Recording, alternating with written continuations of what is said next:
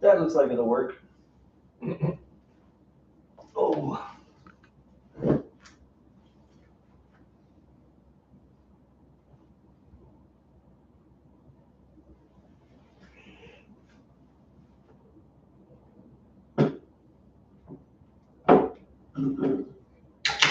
Oh yeah.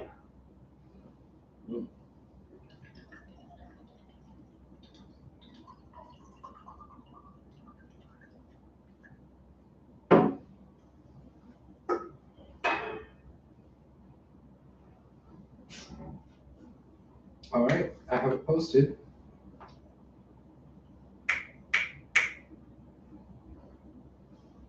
Is it registering the sound? You tell me. Is it registering the sound? There it is. You tell me. All right. All right. Let me hit record on here. Whenever you tell me you're ready. 4:53. I think I'm ready. Are you ready? Let's get ready. Let's get ready. All right. Well, I guess we are ready. Hold on. Okay. I think I'm ready. Okay. I've got the black lollipop. Now, live from, what did we call this? We moved. What's the new place called? The Cockpit.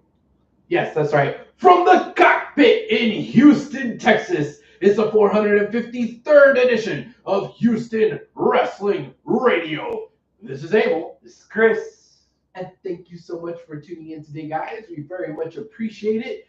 If you are watching us live right now in real time, then log into your YouTube account. That way you can chat along with us in the live chat right here on the handy dandy smartphone. I'll see you saying whatever it is that you want to say, and I'm going to try to involve you as best as I can in the show. So feel free to ask questions, fact check, say hi, talk shit, whatever. I'll see it, and I'll get you going.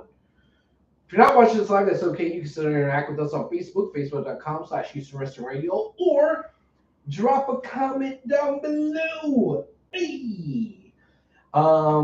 Make sure you like, subscribe, do all that fun stuff. That way you know whenever it is that we go online. Yeah. All right, Chris, a lot has happened. It's been a minute. It's been a minute. So there's a lot of things I want to say and I want to do. Yeah. But we're going to pin it for a second because you chose to start off by putting the Houston in Houston Wrestling Radio. Right. I say this with a smile. Yes. Because I often smile when I think of this man. Yes. Who's no longer with us. That's correct. Tell the people what so I'd imagine that if you're watching Houston Wrestling Radio, you know Tex Lone Star. Not a lot of people know Greg Vallet, the man behind Tex Lone Star, right? But yes, he 2 weeks ago now passed away, and it was a big surprise to a lot of people in the Houston community and the Doomsday Wrestling community. If you don't know who I'm talking about, and you don't know Tex Lone Star, that's a shame because Doomsday Wrestling is a goddamn Houston institution. Yeah. For those of you that don't know, just to catch y'all up, Doomsday Wrestling is not necessarily the kind of wrestling that you think we would be talking about. It's not WWE, it's not AEW. It is an indie, independent promotion, but in the sense of that it only runs in Houston, but it's not even that indie style of wrestling that you think of. It's Kaiju Big Battle, but for us. Right. Just for us. For Texans, right? Yeah. It is comedy wrestling at its fucking funniest and fucking finest. It was the brainchild of Greg Vallet, who just wanted to do something funny, something wacky. And he put on this show that is wrestling that he narrated as a commentator, dressed up in his outfit as Tex Lone Star. And he just had this presence about him that it was just hilarious. And the narration that he did made that show what it was. Yes, there was all kinds of crazy characters and kooky comic book style story arcs throughout the entire night of the show. But it was all basically Greg's brainchild, and it was him and his voice that just made it. If not, it was just wrestling by folks that, let's be honest, aren't trained for the most part. Yes, eventually once Doomsday started getting more popular, it started attracting more trained wrestlers to go because it was just funny. But it started off, it wasn't that. It was, It was straight up comedy. I Straight up remember comedy. some of the first shows I went to. Yeah. The old man that came out from the wheelchair to wrestle. The Stormin' Mormons. The commentary combo of Tex Lone Star and Dirty Sanchez. Holy fuck. Yeah. That shit is old school in the Meridian. Yeah. Or at Fitzgerald's. Or it fits. Yeah, that shit. Before Fitzgerald's got torn down. Yeah. Then they went to Numbers. Made Numbers. Yeah. They branched out Market Square downtown for a little bit, outdoor shows. Yeah, that was a good show. Yeah. It was great. And I hate when you hear people talk about folks that have passed away on like TV and documentaries or whatever. Just say, "Oh, it's the best guy. He lit up a room," and throw out all the fucking cliches, right? But for Greg, it's true. Like, it really was true. I don't know of anybody that had a whole lot of bad things to say about Greg. And it, you know how you have these folks that come into your life that they're not your best friend, right? Like me and you, we go way back, see each other damn near every week. Yeah. We're like, we're 15 years, if not more. Yeah, we're fucking tight, right? Yeah. But then you have these friends and these acquaintances that you just click with and you're tight, but you don't talk to them all the time. You talk to them once, twice, 3 times a year, something like that. That's how Greg was for me, right? When I started Houston Wrestling Radio, yes, our first interview was Charmel. Yes, that was back in the day when we did interviews because we weren't a YouTube show. We were just audio, so we could hit the pause button and slice it in, edit, and all that stuff. But aside from Charmel and the, at the time, PWA and the ROW folks, some of the funnest first interviews that we did in those early days were with Tex and the Doomsday Wrestling guys. Top right? Banana. Yeah. We had Dirty Sanchez on at one point. We had Eric. Oh shit, what was his name? The Butcher. What was it? Beefy Joe? That was Beefy Joe. We had Beefy Joe on. What's the dude with the mustache? Yeah. Was in the cat suit that can actually do that when you're hanging on the pole. He's like straight. Mr. Cuddles. AKA Twerkules. Right? Yeah. Mm-hmm. It's just funny. And every time that we had him on the show was a fucking delight. I remember the first time that we had him on the show. He showed up at Travis's house at La Cocina Studios, right? Showed up at Travis's house for an audio podcast. In costume. In his fucking gear. In his Tex Lone Star gear. With his fucking suit and his polo tie and his cowboy hat. And he's like, all right, we're ready to do this. I was like, what are you doing? But we might take a picture, top. Yeah. And he said that it helped him get into character, which there was a point in time where we wanted to be a little bit behind the scenes, get to know Greg or whatever, right? But then it's like, okay, yeah, we need to actually talk about the show, and that's when Tex comes in. So he literally had his hat on the table as we were talking to Greg. But then when we started talking to Tex, he took his cowboy hat on and put it on, and boom, he was Tex Lone Star, and he was on, right? And it was fucking great. It was fucking funny. But of course, we're talking about on Houston Wrestling Radio how great and funny it was, right?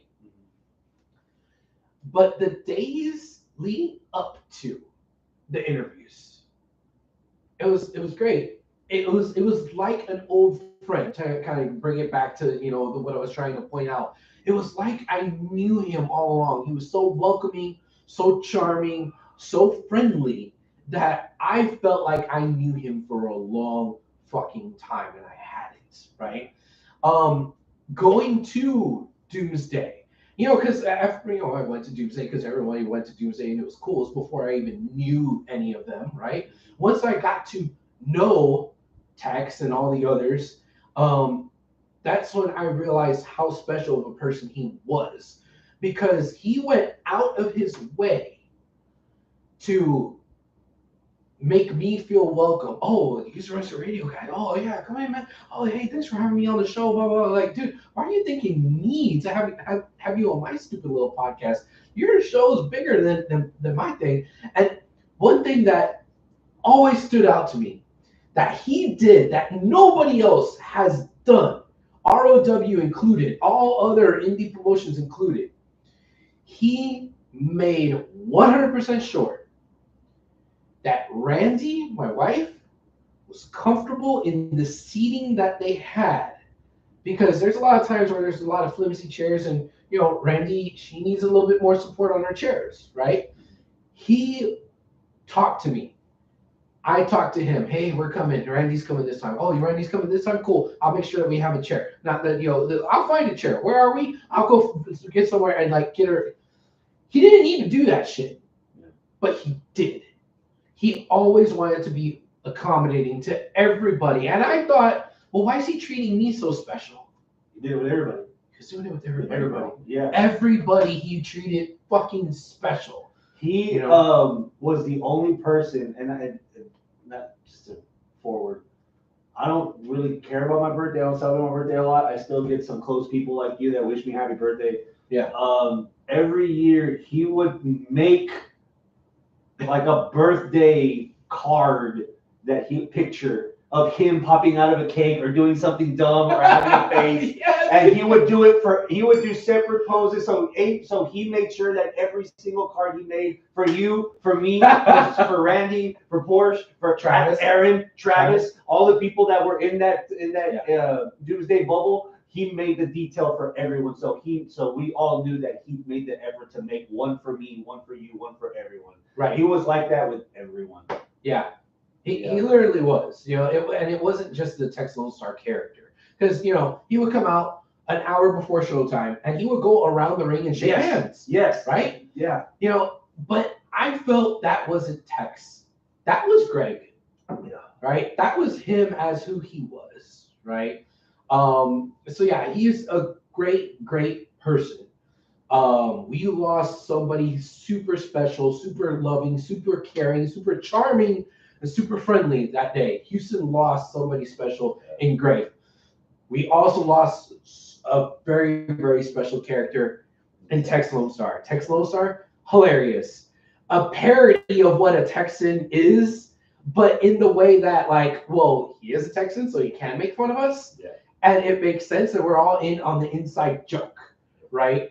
And hopefully not, but I totally understand if we have lost Doomsday Wrestling, because he was Doomsday Wrestling. If you saw the post that was posted up by Doomsday Wrestling, which I assume somebody else must have had access to the account, said that he wasn't the heart and soul of Doomsday Wrestling. He was also the skin, the bones, the blood. He was the everything of Doomsday. Yeah.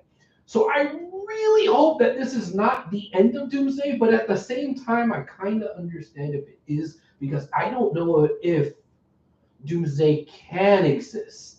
If there's a person or a group of people that can fill the boots. The literal cowboy boots. The literal cowboy boots and hat that he left behind. It's a big burden for him to have pulled off what he did for so long on his own gumption. Yeah. It's going to be hard to fill. And like you said, it is completely understood and no hard feelings if we've come to the end of the Doomsday Road. Yeah, if Doomsday just lives here and in here. And on YouTube. And on YouTube, but Facebook, YouTube. Then I'm okay with it, right? I get it. That being said, a member of his family did post I don't want to say cryptic message, but a teaser message saying that there's going to be some sort of celebration come the new year. Nice. So I don't know if that means a Doomsday show or just a tribute to that doesn't involve wrestling, that doesn't involve the ropes and the lights and stuff, but like some sort of thing. He passed away last week, right? So from October, the end of October to January, that's kind of far to do a funeral. I'm sure he's already done it. Which, I'm sorry, hold that thought. That brings me to another thing I want to say about Greg. He was very good very good at this one thing that's sometimes very difficult to do in the world of wrestling, but he was a pro at it. He was very good at separating his actual home and family life from the wrestling life. Not very many people fucking knew what happened. He apparently was diagnosed with cancer over a year ago and has been battling that this entire year, and he finally succumbed to it, a couple of weeks ago. But nobody fucking knew. I didn't know. I wanted to go back through my messages, and I did, to see, well, when's the last time I actually talked to him? I talked to him in May, bro. Because I came across something funny of some guy who had cheese puffs that was going to eat it in Central Park in New York or something like that, and a bunch of people started throwing cheese puffs out. And I was like, oh, that reminds me of Doomsday Wrestling. That reminds me of Greg. I sent it to Greg. Greg laughed at it and said, wow, I wish I had thought of that. This would have been months after his diagnosis, and he didn't tell anybody. Yeah, and he kept making shows. And he kept making shows, kept acting,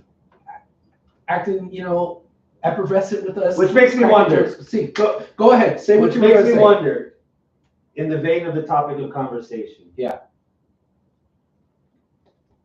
I don't know if he's dead. He might return at the tribute show. Bro, what the fuck are you saying? It's Doomsday. Let's come up with something. A hologram, a puppet. So I did hear from a friend that will remain nameless because I don't know if I'm supposed to say this.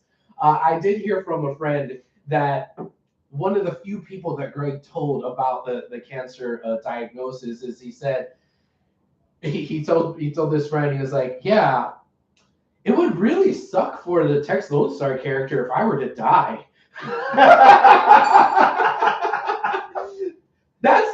That's who Greg was, right? So he was always. So you know what? Maybe you're right. Maybe Greg is dead. Isn't his? But that Tex Lodestar. His niece on the roster? Maybe he gets a fade in the ball spot. And Charlene Lodestar. Maybe he'll take over. Fuck, I don't know. Okay.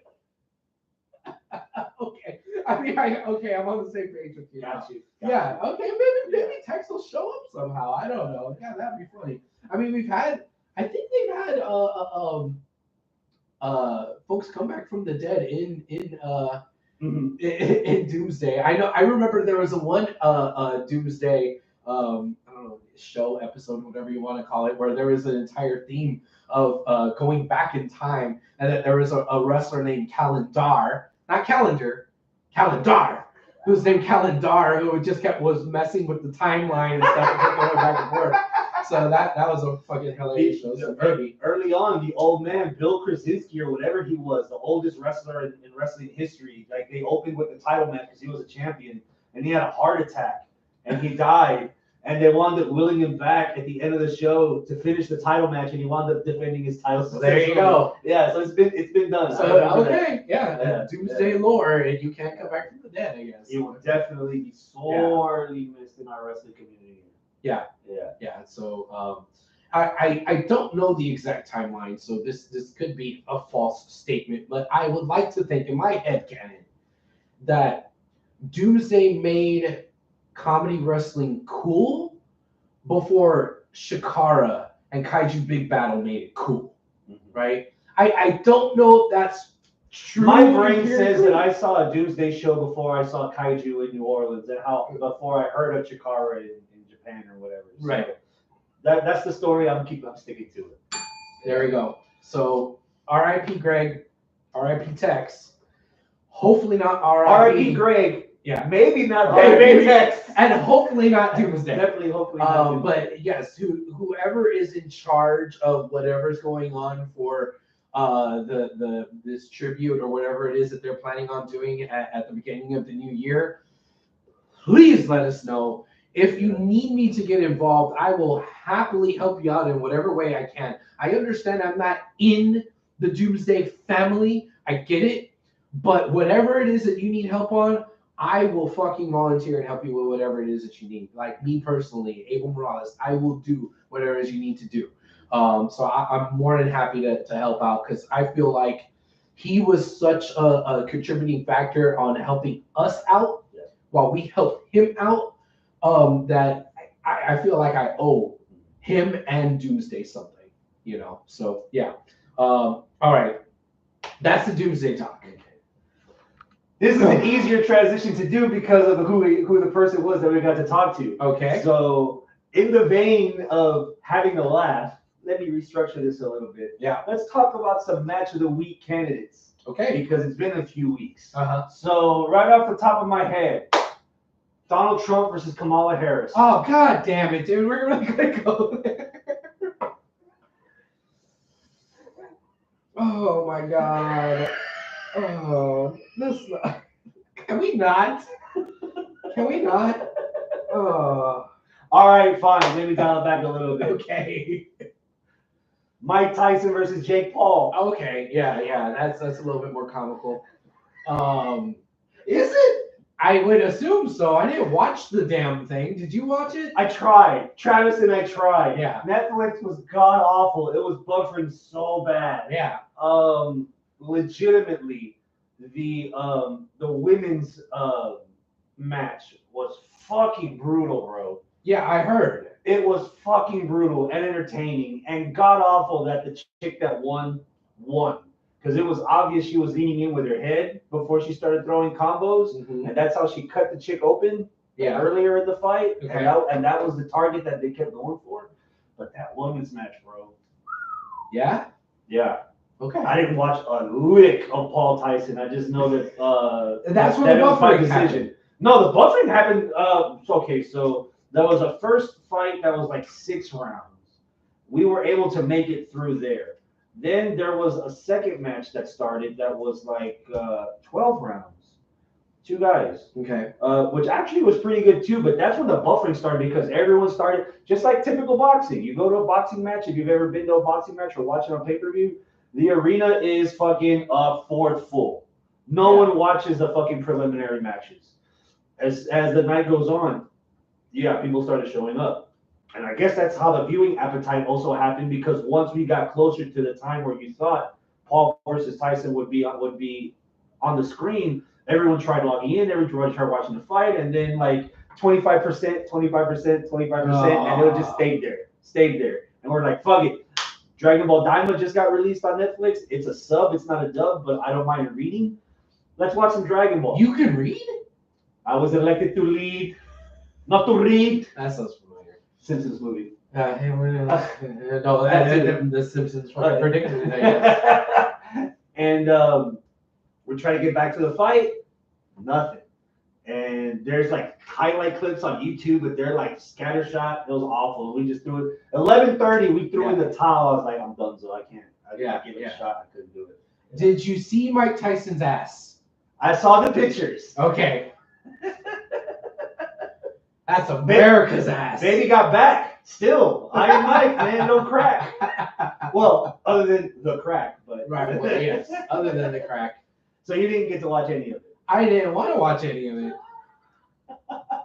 It was in Dallas. I might have watched that. In fact, I didn't even know it was happening until I had somebody tell me, "Hey, you gotta watch the fight tonight." I go, "You mean SmackDown?" Yeah, I got it on record. What are you talking about? No, the fight. What fight are you talking about? The Tyson and... Oh shit, that's happening tonight. I thought it wasn't even gonna happen. I thought they canceled it. No, it's actually happening. I go, okay, whoop-de-doo. I hope they both lose. I said I'd rather watch the Dodgers versus the Yankees again. Oh.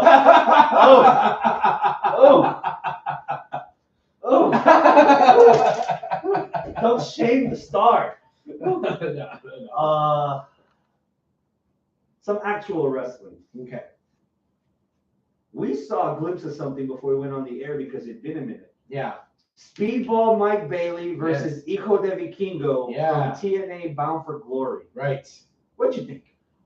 I do want to see the very, very beginning of the match because when we try to watch it right now, we couldn't get it to work right to show us right from the very beginning. But we watched it basically from the early stages to the rest of the match. And I thought that match was impeccable. Ooh. Impeccable, I say. Okay. There was one nit to pick early on, and it was a certain spot that Vikingo did where he was on the rail. He was holding Mike Bailey's hand to kind of jump up and then jump onto him. But when he let go of the hand, he didn't jump, so it wasn't very fluid. So Mike Bailey was like, uh, you know, so it was like a split second, maybe a second too long, and it kind of took you out. Which when you have that style, the big criticism of that style is, oh, the flippy dippy, it's unrealistic. Well, it's I get it, and I can suspend my disbelief because I like the style that, hey, if it's very fluid and smooth and going, I don't think about it being unrealistic. But when you stop and you hesitate, and it's like, shit, yeah, it's a split second or maybe even 1 second, It's like Netflix buffering. it's enough to be like, well, why the fuck is he standing on the rail just to do a flip? That's kind of dumb. And it's like, yeah, it takes you out of the illusion of wrestling. So that took me out right then and there. For a bit. For a bit. But then the rest of the match happened. And good goddamn, that match was fire. Yeah. I really, really enjoyed it. Yeah. From what we saw, I don't remember enough reaction as we did when it was Ospreay versus Josh Alexander in the beginning of the year. Okay. Again, we might need to rewatch it from the very beginning and see if we get built up to those levels. Yeah. Knowing now some of the spots that we saw where we're like, oh, yeah, that spot. Yeah, the Canadian Destroyer on the apron off of the post. Yeah, both feet on the post. Yeah, both feet on the post, jumped off and did a Canadian Destroyer on the apron onto Mike Bailey.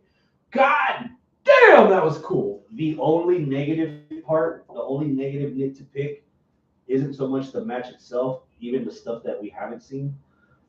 You, in your considerations for match of the year candidate, you are focused on historical significance of what happens after. Yeah. The next night there was a TV taping and Vikingo got hurt, stretchered out. So he's done so for a while. Okay. So maybe that plays a role in what you would decide if we make the effort. It could. It very well could. Yeah. One thing that I was asking in the middle of the match that we needed to get clarification on, because you had forgot, was, wait, is this for the X Division Championship? And you're like, no, it's exhibition. But then the commentator said, for the X Division title. I was like, oh, okay, it is for the X Division title. So we need the intro bit. That helps a little bit, because it's for something. For something important at a big pay-per-view. So okay, maybe that helps it. Now the way you're talking makes it sound like it may be a foregone conclusion that maybe in your mind this should usurp Alexander and Ospreay. I know where to find it on YouTube because they have it aired for free, commercial free. Ospreay and Alexander. So if you would like, I can find the link for it when I have access to the actual full match, so we can watch them both back to back. When did that match happen? That was fucking January. That was January? Ospreay and Alexander was January. Because that was the taping after Genesis. As I was sitting on the couch watching this match, I was thinking, what is our match of the year from TNA? Do we have a match of the year? Well, yeah, from the rest, from Indies and the others.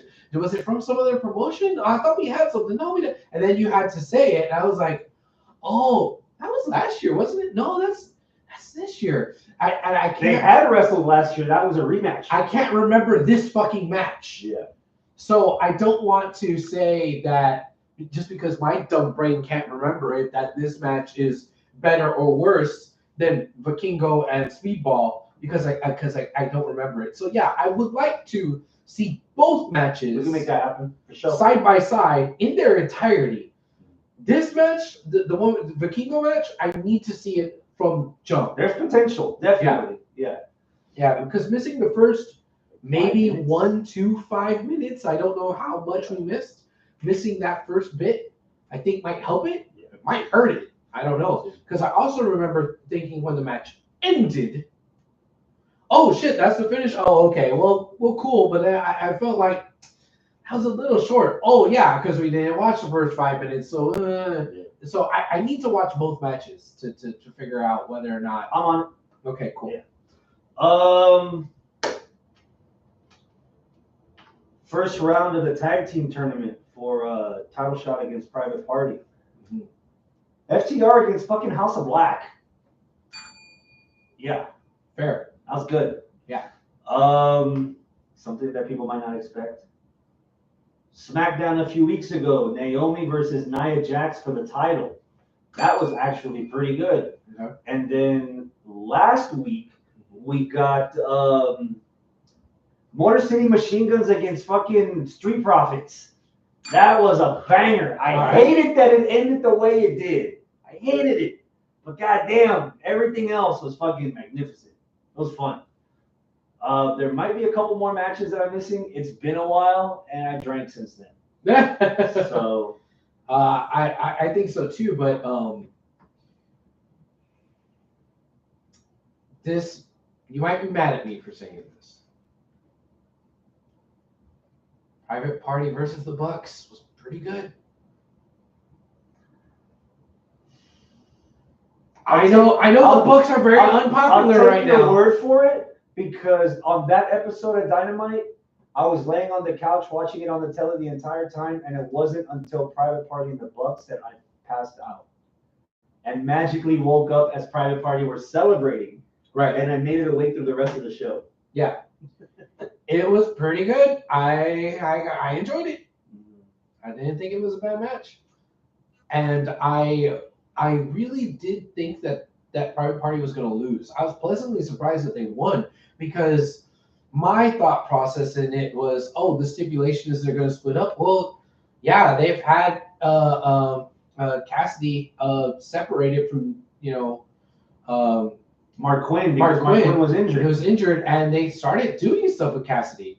So Isaiah Cassidy might have been ready for a singles push, and Mark Quinn kind of changed up his look a little bit. So I was like, all right. And then they had that miscommunication between the two. So there's a little bit of friction. I'm like, okay, this is how they're going to break them up. But they didn't. I was like, what? Oh, shit, they didn't break them up. Wait, the Bucks just lost? Wait, the Bucks are running away and shredding papers? And they're, what? Wait, what? They're working from home? Wait, but, Yeah. So the fallout of it was kind of interesting. The match itself was good. I'm actually disappointed that Private Party won. Okay. Because from then till now, they haven't given me anything to show me that they're worthy of being the champs.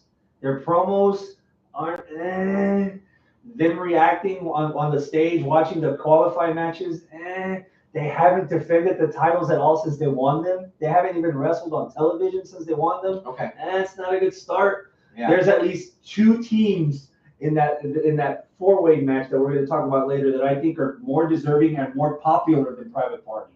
Okay. And Private Party could have done with a refresh of them being apart for a little bit. Not necessarily a rift between them and them fight each other like most tag teams that break up, that turn on the other do, but just seeing how they do on their own. We'll get to that in a little bit. All right, I'll throw another one out there. I was pleasantly surprised with LA Knight and Andrade and Carmelo from Crown Jewel. I did not see that. I didn't watch Crown Jewel. Apparently, I fell asleep again. I've heard nothing but positive reviews about the four-way women's tag. Okay. With Bianca and Jay. I still need to watch that. Cody versus Gunther was all right for what it was, and I think that's most of what I saw on that show. Yeah. Again, it's been a long time. Yeah. Thumbs up or thumbs down that Raw and SmackDown are going to be 3 hours come January on Netflix. Down, bro. Yes. Down. Both shows 3 hours. Oh, fuck. On Netflix, too. So you know it's going to be limited commercials. The commercial breaks on Netflix aren't going to be, well, I hope, aren't going to be as long as the commercial breaks on USA. Yeah. So, whereas a 3 hour Raw on USA is like 2 hours and 15 minutes of actual wrestling. I think, programming. Actual programming. I think that on Netflix, it might be 235. 240. Oh, man, I got to pay attention to all this. Yeah. And that's for Raw and SmackDown. And just this past week, I was like, so refreshed. Oh man, this 2-hour Raw is fucking great, man. I love this 2-hour Raw, but goddamn, I'm gonna lose it in 2 months. It's actually making me want to go to the last Raw of the year, which is Right here, Houston. Houston, Texas. The H, baby. Yeah, the last 2-hour Raw, what we wanted. Yeah. And what Triple H has actually wanted, but I'm guessing shareholders are overriding the Yeah. you know, and there's one thing that I wish I would get an answer from someone that's actually in the marketing side of the business is why wrestling doesn't do what soccer does. Because on soccer, they don't have breaks in between the half times. The first half is 45 minutes, the second half is 45 minutes, and on ESPN, NBC, Fox, they air each half all the way through. They have enough LEDs around the park where they had advertisers and logos and shit. You know, the soccer players are their kit. They're wearing companies. And then every once in a while under the clock, they'll have like a little pop-up of another sponsor for a certain amount of time. If wrestling has all these LEDs and they've already been testing, this match is sponsored by such and such, and you have like the fucking Cinnamon Toast Crunch mascot, or you had the stuff on the mat, or Brock Lesnar with the Jimmy John stuff because he was sponsored. He himself was specifically sponsored by Jimmy John. Yeah. You know, so what's keeping us in the wrestling realm to give us a solid 2 hours on Raw and a solid 2 hours on SmackDown front to back and just have those ads in the middle? Shit, even during Raw, at some point, they were actually airing live commercials of the wrestlers promoting shit. The Subway and the fucking Sonic and all that other stuff. Pizza. They delivered a Pizza Hut pizza to the commentary table live during the show. Like, you can make it happen and just condense the actual programming. That's a fucking Titanic episode. Yeah. That's a Pearl Harbor episode. That's an Endgame per episode twice a week. A week. Their pay-per-views so far this year across the world, when they're not in the U.S., there are only 5 or 6 matches, and they barely go over 2.5 hours. You're telling me your weekly programming is going to be longer than your pay-per-view? Or are you telling me that your pay-per-views are going to start becoming AEW-like? Yeah. 4 hours before pre-show and overrun. Oh, yeah. I didn't even think about the PLE side of it because, if you're having a 2-hour Raw to set up maybe 1 or 2 feuds for the PLE and then a 3-hour SmackDown that sets up 1 or 2 feuds for the PLE, cool. But if you have to have more content to fill a 3-hour Raw, a 3-hour SmackDown with less commercials because it's on Netflix, that means you're going to have more feuds. That means the PLEs are now going to be stacked to the gills. Yeah. WrestleMania every month. 6-7 matches minimum instead of a minimum of 5? Oh, geez. Come on, bro. Or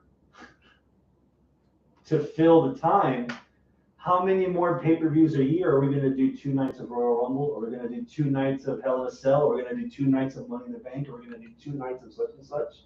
Because you have so much programming and you can sell the tickets right now that the brand is still hot. We could reach a new level of oversaturation just on the WWE side of programming. Right. We're not even talking about any other promotions. Yeah. Oh. That's a downer. I'm going to take a bottle of champagne and crack it on the side of Toyota Center if I end up going to that last Raw. Yeah. I was like, man, we had a good run. Yeah. Which makes me wonder why AEW thought it would be wise to follow in their footsteps. AEW is they're on their 6th year now. Even in year 4, they wanted to have 2 hours on Wednesday, 1 hour on Friday, 2 hours on Saturday. Pay-per-view is 4.5 hours plus 45 minutes on a pre-show. Yeah. Like, it's already oversaturation enough from the competition. Now we're getting it from AEW. And it's not even counting Ring of Honor. And it's not counting. And they're trying to make fetch happen with Ring of Honor. Which right. Yeah. Bro, it's too much. Yeah. And I can see why this problem feeds into a bigger problem in the IWC. The tribalism, because there's only so much time in the day. Right. You got to pick one or the other. You got to pick one or the other. So, and it's stupid because there shouldn't be this much tribalism within the IWC. We should be able to enjoy WWE and AEW all together. But because you picked WWE, all of a sudden that's better. And now, like, I don't remember the tribalism being this bad and this toxic during the Monday Night Wars era. As far as, and I know it wasn't the IWC as much back then, it was more of the WC back then. Yeah. There was dirt sheets online, but it wasn't as prolific. But I still feel like that the fandom liked what was happening between the two companies, and they liked both. Yeah, you had some that leaned more WCW or leaned more WWE, but for the most part, you liked wrestling. And oh fuck, Rick Rude is on both. Oh my god. Oh, who jumped ship from there to here? Oh, it's Six and now it's X-Pac. Oh, cool. Like, it wasn't like, well, fuck Six or fuck Six because now he's X-Pac. Ah, fuck him. He's bad. No, we were excited that they jumped ship. To be fair, even back then, you could see the lines being drawn towards the end, and this is what I mean. The same problem happened then. Because back then, how many channels were on the cable box? 60. 95, 96, 97, it was Monday Night Raw versus Monday Nitro. And then 1998, oh, wow, we got the top 3 hours of programming. Let's give them 2 more. And they started breaking out Thunder. Yeah. And then they did the pilot in 99 for SmackDown. Yeah. And then by the beginning of 2000, for that time, it felt like oversaturation, that you were getting 5 hours of television. Well, technically, you were getting 3 hours on Monday, 2 hours on Thursday, and then you still 1 had hour on Sunday. Sunday Night Heat. No, I'm talking WCW. Oh, sorry. 3 hours sorry. We'll get there. 3 hours on Monday for Nitro, 2 hours for Thunder, and then you still had WCW Saturday night on 605 on the Superstation. Right. So you were already 7 hours for WCW. And then what you just pointed out, WWE had 2 hours on Monday, 2 hours on Friday. If you want to count Livewire or Superstars still, you had an hour at least, if not 2 hours on Saturday morning. And then with MTV, let's get another audience. Let's put Sunday Night Heat, 6 o'clock. Or Shotgun Saturday Night. Thank you. Shotgun Saturday Night for the adults. There was, for that time, if you might not have been noticing, because the wrestling in WCW, the highs were high. The wrestling in WWF at the time, the highs were high. We was eating. So it was easy to look past or sit down and crunch numbers and do math and be like, 1998, I'm watching too much fucking wrestling. Yeah. Except now it's a lot more obvious because it's... In 2024, it feels like a lot more than what it was in 98, 99, You could forgive an hour of ECW if you were able to find it on Channel 39 at midnight. Yeah. Or like now, or the first 15 minutes of Impact felt foreign, at least to me. And I've had that on my DVR all year, and that's the first episode I saw since March. Yeah. Impact and ROH and New Japan. Oh, yeah, New Japan. That's a completely different forest fire. That's a completely different forest fire. We're gonna cover another time. All right. But even then there was a lot. So let's see how Netflix actually goes, especially with the problems that they had on the Tyson fight. There's a second test coming up. Oh, is there? Yes, because Christmas. Or is it Thanksgiving? Thanksgiving or Christmas? Well, Thanksgiving is quick. The Ravens are playing the Texans here. Okay. And Beyonce's doing a halftime show, and that game's airing live on Netflix. I believe that's Christmas. Christmas. That's going to test the bandwidth, if not Mike Tyson. Because that's going to be on Netflix? Yeah. Oh. Yeah. I didn't know that was going to be on Netflix. Yeah. Because Texans and Ravens. Yeah, Texans and Ravens. Yeah.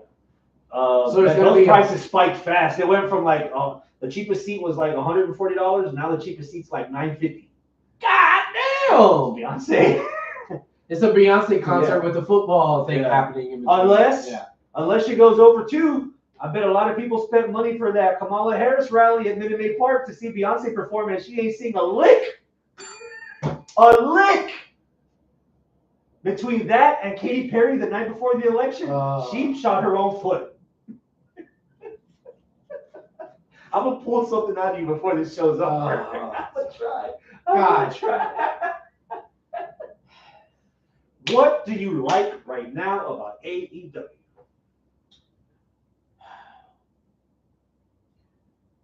I like.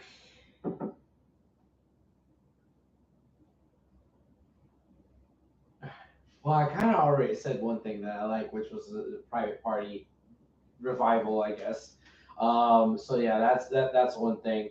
God, there's a lot to not like right now.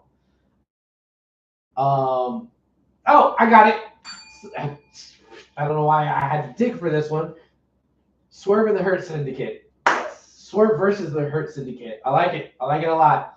I'm happy with Lashley and MVP and Leo Rush saying that he wants to join them on fucking what was it, Rampage or something. You know, saying that hey, he wants a shot. Oh, okay. So we're gonna, and I like that Swerve stuck to his guns and stuck by Nana, was loyal to him, and boom, took out Lashley with that cheap shot. Yeah. I liked it. Dude, Swerve versus Leo last week was fun too. Yeah. That was a pretty fun match. Yeah. I'm waiting for the muscle. There has to be someone to balance out Swerve. Right. And it's not going to be the mogul embassy thing that he had before because they're already doing their own thing. They separated 100%. Could it be the Acclaimed? Maybe. I mean, I wouldn't call it either one of the Acclaimed the muscle though, but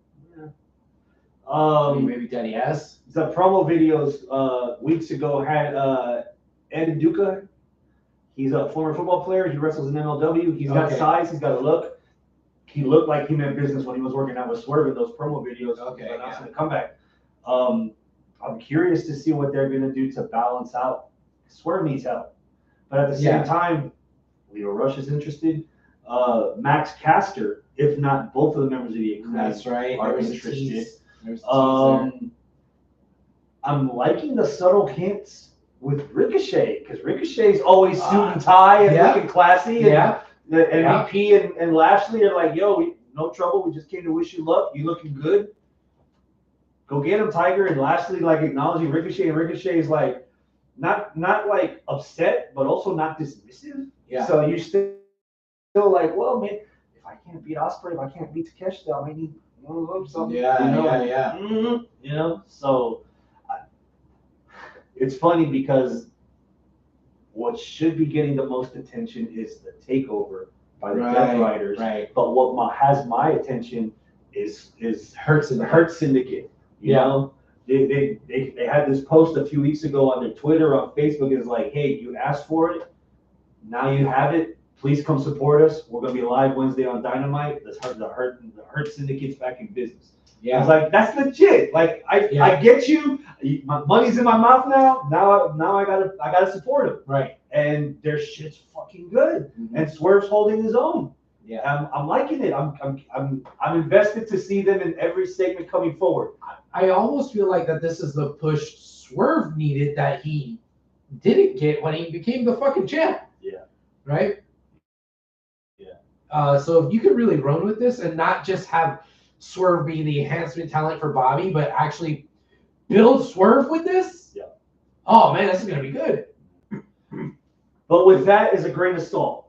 Yeah, because there's stuff on AEW that I can't stand right now. Yeah, and it isn't so much the stories that are told on television; it's how they're being presented on television. Okay, and I'll give you an example. I've thrown this in the chat several times. It's been at least 3 weeks now that Collision has been the better show than Dynamite. Fair. Yet Collision feels like Shotgun Saturday Night. Here's an example. Okay. There was a backstage promo on one episode of Collision, and it was MVP, Shelton Benjamin, and Bobby Lashley were there, and MVP was talking. And then as soon as the interview finished, before the next match, they take a shot of like the ceiling and everything, so they can recap what they just saw. And then on the cheer on was, this Wednesday on Dynamite, we'll hear from Bobby Lashley. He was just there. Why can't he talk there? Said Abraham to this. Why do I gotta wait to see him if I just saw him? Yeah. I'll give you another example. Okay. Last Collision, backstage promo with Roderick Strong, the Renee Dupree. Yeah, she's Paquette. Yeah, Renee Paquette. She's interviewing. Max, I got something to say. Yeah. I'm gonna say it on Wednesday. Yeah. But I'm gonna just tell you right now. Blah blah blah blah blah. What? Yeah. It's right there. Cut the fucking promo there. Yeah. Like, why are we? There were days during the SmackDown era where it was painfully, anally obvious that SmackDown was the second tier show. Yeah. And there's a lot more moments like that on a weekly basis, where even though bell to bell, and even some of the promos, dude, the MXM promo where they carted them out the wrong way, and they did the pose. Yeah. There's a lot of fucking diamonds that are on Collision right now. The promo between Shirakawa and Harley Cameron when they're and Renee's like, there's some really good stuff on there that you probably wouldn't expect. But dude, where's your world champ? Where's your women's world champ? Like your TNT champ's there for a cup of coffee. He doesn't show up there. Like, where are your stars? Where are your people on Wednesday that can hold up a candle on Saturday? I get now why Punk wanted his own brand, and he was there every Saturday. Every Saturday on Collision for the first 3 months was fucking important because CM Punk opened the show, told you that there was going to be something in the end, and the end was the payoff. Whether it was a 2-man tag, 3-man tag, 4-man tag, 5-man tag, or some kind of story and that went through the whole pay-per-view or the whole show to make that show feel important. Yeah. And then he broke out the Real World's title. Oh, now they got their own champion. Let's see what's going on. Run it up. The Collision presentation, the way it's being laid out, segment by segment that airs on the television, is detached in a sense. Mm-hmm. You know? And it sucks because there's a lot of good stuff on that show. Yeah. But then you don't treat it like the show. You know? Right. And at some point, more people are going to start to notice and not really give a fuck. And here's where I feel like AEW is admitting this. They don't have Collision this Saturday because it's Full Gear. They're not having Collision next weekend on television either. At all. Mm-hmm. Mm-hmm. Why? Why? Survivor Series is next Saturday. You can't go on 4 hours earlier. You can't do Collision on Friday night. You can't do Collision Sunday afternoon. You're going to just, we know we're cooked. We're not even going to bother. Yeah. Like, what the fuck? Yeah. You know? The Moxley stuff still doesn't make any sense. You know he's a world champ, right? Yeah. How do you know? Do you see him with the title? Very rarely. Do you see graphics when they promote Jon Moxley that he's gonna take over the Superstation? Do you see him with a belt to show the viewing audience that are casually changing the channel that, hey, this bald guy, Steve Austin carbon copy, is our world champion right now? Is there anything? Anything? Yeah, there's a lack. There's a lack of indication. You're right. I agree. Yeah, they're fumbling like cowboys fumbling right now. Yeah, they can't even win a home game this season. One play. Yeah, they fumbled twice. They haven't won a home game at all this season. Cowboys. Yeah, they out. They dunzo. Yeah, and then Dak gone again. Like, yeah, whew. Yeah, dunzo. This is what I feel like AEW's doing. They take one step forward and they fall down a flight of stairs. Backwards. Yeah. Yeah. God. I will start from the very top. The main event: Jon Moxley versus Orange Cassidy for the men's world title. Right. Whether you know it's the title or not. Yeah. Yeah. Give me a number. I'll give you a number. 5. I'll give you a number. Okay. 0. 0. Wow. You don't give any shits about this match. Okay. Why?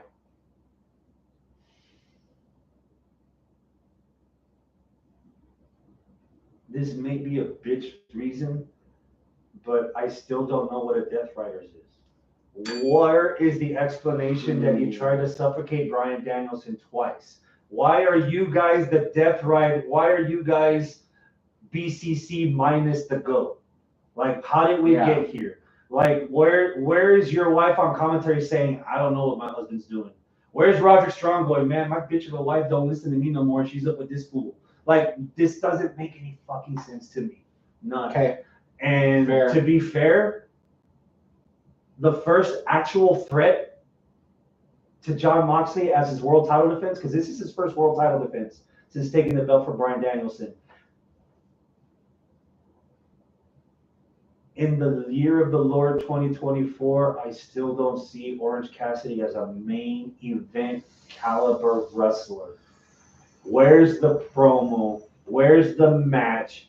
What is it? I like Orange Cassidy. There's still more to his character that we haven't seen, that Scott and I have seen at fucking Wrestle Circus in Austin and on indies around the country.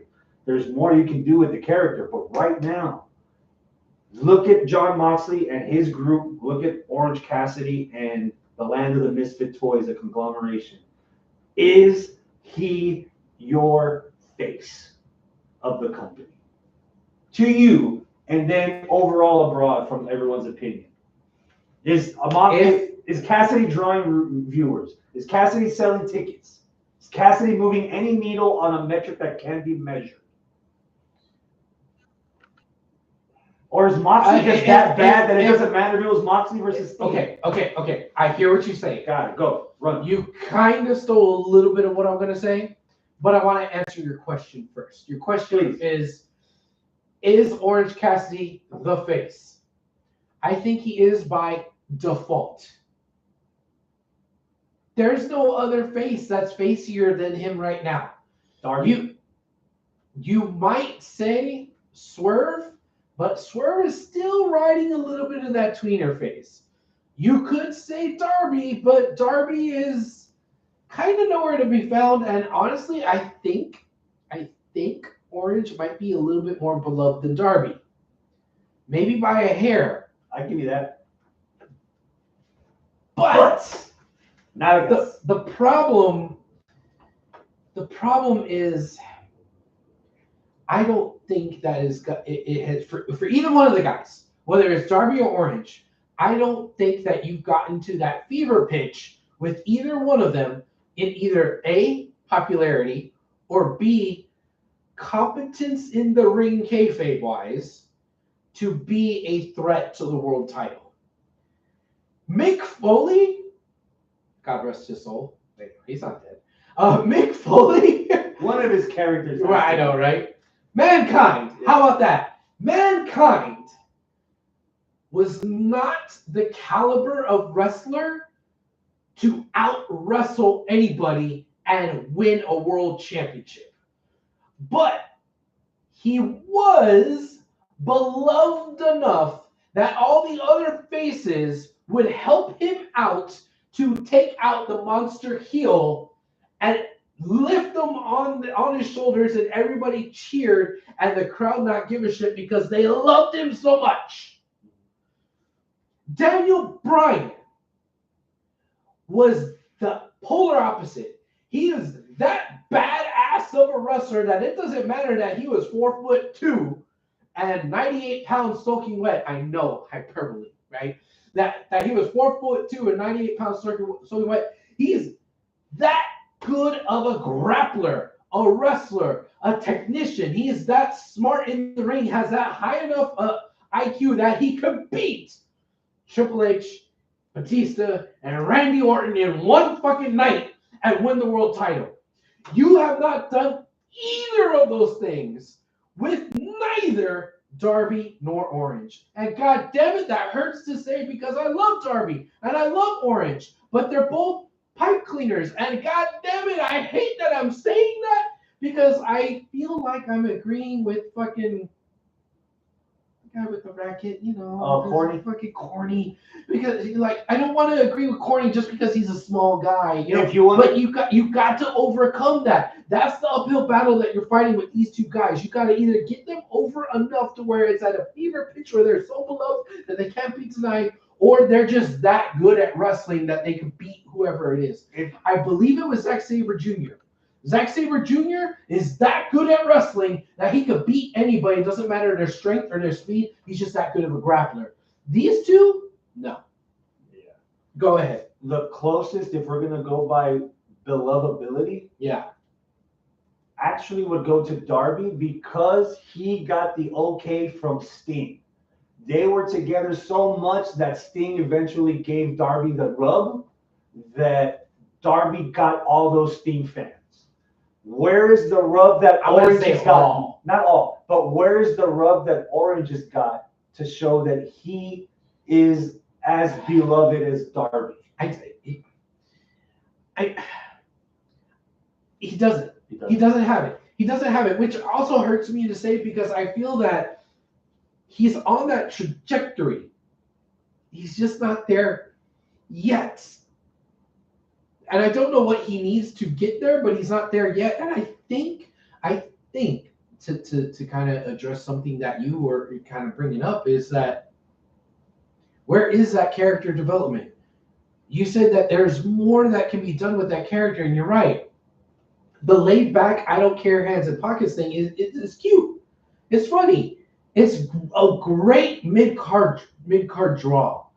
But in order to get him to that next level, he's got to do what he is doing currently, but you need more of it. Currently, I love the promo where he was in the back and Mark Briscoe was like, come on, man, let's go out there. We fighters too. What do you mean you want to be? And he's like, no, I got to protect you guys. Yeah. Perfect. But 2 weeks of that? No. It's not enough. No. 2 weeks of him coming out, still... Black jeans, black t-shirt. Yeah. Hey, I don't care, but I need to protect you, so I'm gonna put it on my back. Like, okay, the monotone, like, don't give a fuck. I understand you have to transition to it, but that cake is not done. It still needs to be in the oven for longer. It's not ready to be put out and set on the table for the fucking Thanksgiving dinner. It's not ready yet. I see what you're doing. I see where you're going. And eventually, you're going to have to get that point in time where something traumatic, kayfabe-wise, happens to Orange where he does give a fuck. And it's believable enough to where all of us not only are on board, but love him for that. And he's not there yet. Right now, we love him for the hands in pockets, and that's it. Here's the other issue, at least from the Orange Cassidy side. The difference between Mankind and Daniel Bryan and whatever's going on right now is that WWE caters to the lowest common denominator. It's not an insult, it's just business. Right. You get the kids bring the parents, that's more ticket sales, that's more merch sales. Mm-hmm. So it's easy to just take what you see at face value. AEW, for all intents and purposes, has been advertised to the people that play 3D chess, that watch wrestling around the world, that know the ins and outs of wrestling, that have to do something fucking insane that you've never seen before to get your attention, let alone consistently do it on a weekly basis to the point that it's already desensitized and we don't feel things anymore. So what else can Orange Cassidy do to be different yet still make us believe? Yeah. I honestly, and this is just as a fan watching the program, I didn't care that fucking Chuck Taylor got beat up. Yeah. You know? I didn't care either. I don't care that there's a group of guys that don't really have any business of being together except they don't have any other friends that they just want to be on their own.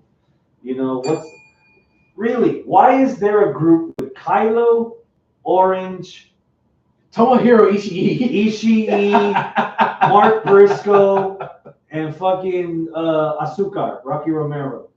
Half of that group, if not everyone in that group, Romero included, would be better off being on their own, doing their own thing. Yeah. Do I want to see Mark Briscoe in a group of ragtag people instead of him actually competing for a singles title? No. To be fair, he's the best part about the conglomeration. Mark Briscoe is. Yeah. With his word of the day and his crazy promos, he's holding the conglomeration together. He should be the main focus in that. Not Orange. Orange is trying to distance himself. He's trying to say, no, I got to do it by myself. So it's like, okay, cool. And then we see Kylo cutting promos with Adam Cole and looking out for the kingdom. Yeah, he's with the conglomeration. And then that's Briscoe is still doing he's still having or had his feud with Jericho, but the rest of the conglomeration wasn't out to help him. But now Most of Ishii's it- going after And Jericho. now HE's going after Jericho, and they're still going to be outnumbered. It just, Like this is Team AEW, yeah. and this is another reason why I don't take this invasion or whatever the Moxley and the Death Riders call it seriously. They're just another faction. That's it. They're just another faction. They replaced Bryan Danielson with Marina Shafir. Well, With Pac. They replaced him with Pac and they added Marina Shafir. To be fair, but No, they added Pac before Danielson got kicked out. No, that's after he left. After they kicked him out. Because they stopped doing stuff with the Death Triangle. Pac had been coming out the last couple of weeks. Okay, fair. Yeah, so All right. that's yeah. But the point is, they're just another faction, man. I don't feel as though they're taking over AEW. I feel as though they're annoying AEW. If anybody's taking over AEW, it's the goddamn Hurt Syndicate. And here's the other problem before we fade out too much into other groups. All right. Tony, what are you doing? ROH Connor Storm. ROH didn't work for a reason, and you're trying to make it happen. New Japan right now is struggling, which is why you took most of their top talent. Right. So we don't need to have 9 different factions like New Japan. You just had a faction that made their name by doing what they did and taking over companies. And now they're working from home just to fill that void with this faction that we still don't find credible. And now we're getting our hopes up for a new group of guys that look cool together, that if we look up the dictionary online, could be defined as a faction. Are we gonna? How many? Like, is this the new meat grinder? Are we just getting groups of people and groups of people and groups of like? Like Yahweh con los factions, chingao. Are we gonna have a faction title, or a cup, or a ring, or a ulafala, or a charm bracelet, or a ankle monitor if they have prison record? Like what the fuck are we doing? A Ric Flair branded condom. I'm like, what are we doing here, dude? I'm not interested at all in Death Riders, and I'm not interested in anything that's getting sucked into that void.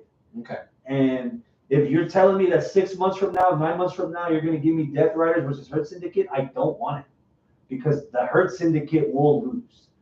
They won't necessarily lose in booking, but they're going to lose in fame, in attraction, in kayfabe, in quality, in everything, because anything the Death Riders are touching right now is turning to absolute dog shit.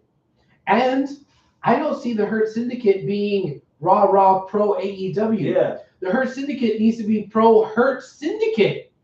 That's it.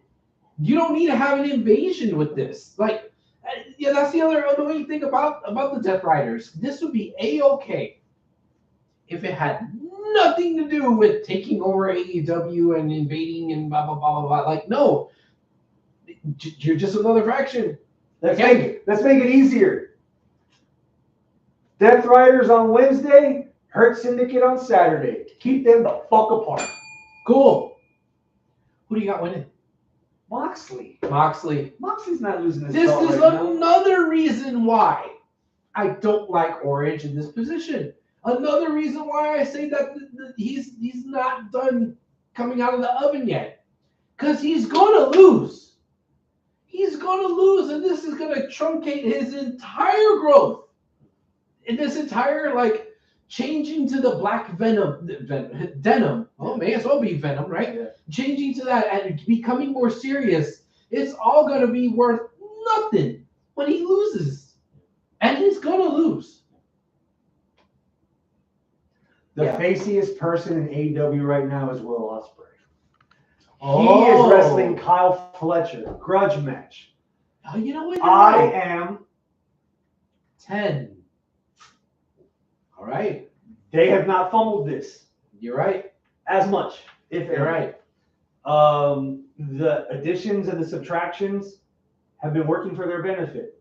I think Tony Khan is giving too much credit to the AEW audience, expecting a big reaction out of a guy like Mark Davis, who had only been tagging with Kyle Fletcher on like 2 episodes of Dynamite, 1 Forbidden Door, and all of a sudden he's like the second coming. Well, because he's expecting us to be smart enough that to know what happened in Japan. Because they were a team for like 2-3 years. I couldn't remember his name for 3 weeks after he returned. That's true. Who the fuck? Like, I knew he existed. The one with the ass. Yeah, Thick. Yeah, United Thick Fire. Yeah. But if I was caked up. Yeah, but Ospreay versus Fletcher shaving his head, not wanting to be a carbon copy. Yeah. You know, the promo. I did dig that. The promo when Ospreay's like, hey, man, I've been in the Callis family. I know you got a trick up your sleeve. Just get it out now. And he takes the wrench and throws it in the ring. And then Ospreay just flicks the wrench in the air and it lands. Like, oh, that was cool. That was cool. Yeah. On paper, it's good. It is another segment that I look for weekly on television. Okay. It is a segment that I will buy a ticket for when they go back to Rosenberg if they're on Collision. I want to see this. Yeah.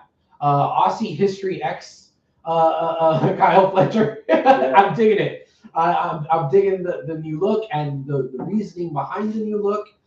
There is a little bit of weakness there with, you just said his name. What was his name? Mark Davis. Mark Davis, there's a little bit of weakness there with trying to involve Mark Davis in the thing, but it's a good surrogate to get to Ospreay.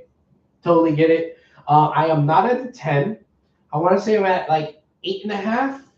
And I think it's mostly because the reason why I'm not at a 10 and I'm at 8.5 is mostly because I feel like this is a little rushed too. I think they've done it right, but it's kind of quick for me. I mean, all the elements that needed to be there to get this heel turn is there, but I don't know. It felt like it was a little sudden. Do you feel like this is going to be a problem and a detriment to AEW in the sense of they're starting their 6th year? The first 4 years, they only had 5 pay-per-views a year. Mm-hmm. So you had 2 months up to 3 months at a time to build stuff. Yeah. Now you want to be like WWE and you want to have a pay-per-view every month. Yeah. I mean, that could be part of it, that you're throwing together stuff that should be pretty a bit more. Pretty earth-shattering. This should be earth-shattering. United Empire going away and, staying with Don Callis family, stabbing in the back. Like, okay, there should be more gravitas. There should be more acts to this play. Yeah. Right? But I feel like all this happened in the same episode. That being said, I think the match is going to be really good. I also hesitate to put it at a 10 because I think Ospreay's going to win this. I'm pretty sure Ospreay's winning this. No title. I'm expecting Fletcher to pull it out. You think so? So here's the example. Okay. Here's the example. Kurt Angle debuts in Impact. His first match is against Samoa Joe. Kurt Angle beat Samoa Joe in the first match, and that was pretty much it for a bit for Samoa Joe. Kurt Angle could have beat Samoa Joe 1,000 times, but if Samoa Joe had the first win against Kurt Angle, you could have had that promo of like, yo, I came over here thinking this was a minor league, and it turns out I'm minor league because I got beat by the future of the business. Yeah. It doesn't matter how many times Kyle Fletcher beats Will Ospreay from Monday on. If Ospreay beats Fletcher in the first match, that's Fletcher's steam almost completely evaporated. Yeah. Fletcher needs this to solidify the shaving, the promo, the turn, the impact of the story, providing the next acts that you're looking for. I agree with you, but this isn't who should win. This is predicting who you think is going to win.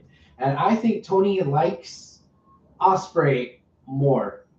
Davis turns on Ospreay and he goes with Fletcher. Oh, God. Now that would be something. Yeah. That being said, you said something in there that kind of tickled my juices here, which is I think you've seen this. It's been going around the interwebs the last couple of months. It just pops up every now and again of what WrestleMania match would you change? You know, Yeah. the outcome of. And people have their opinions. A lot of times people say, and my Booker picks T. too, Booker T.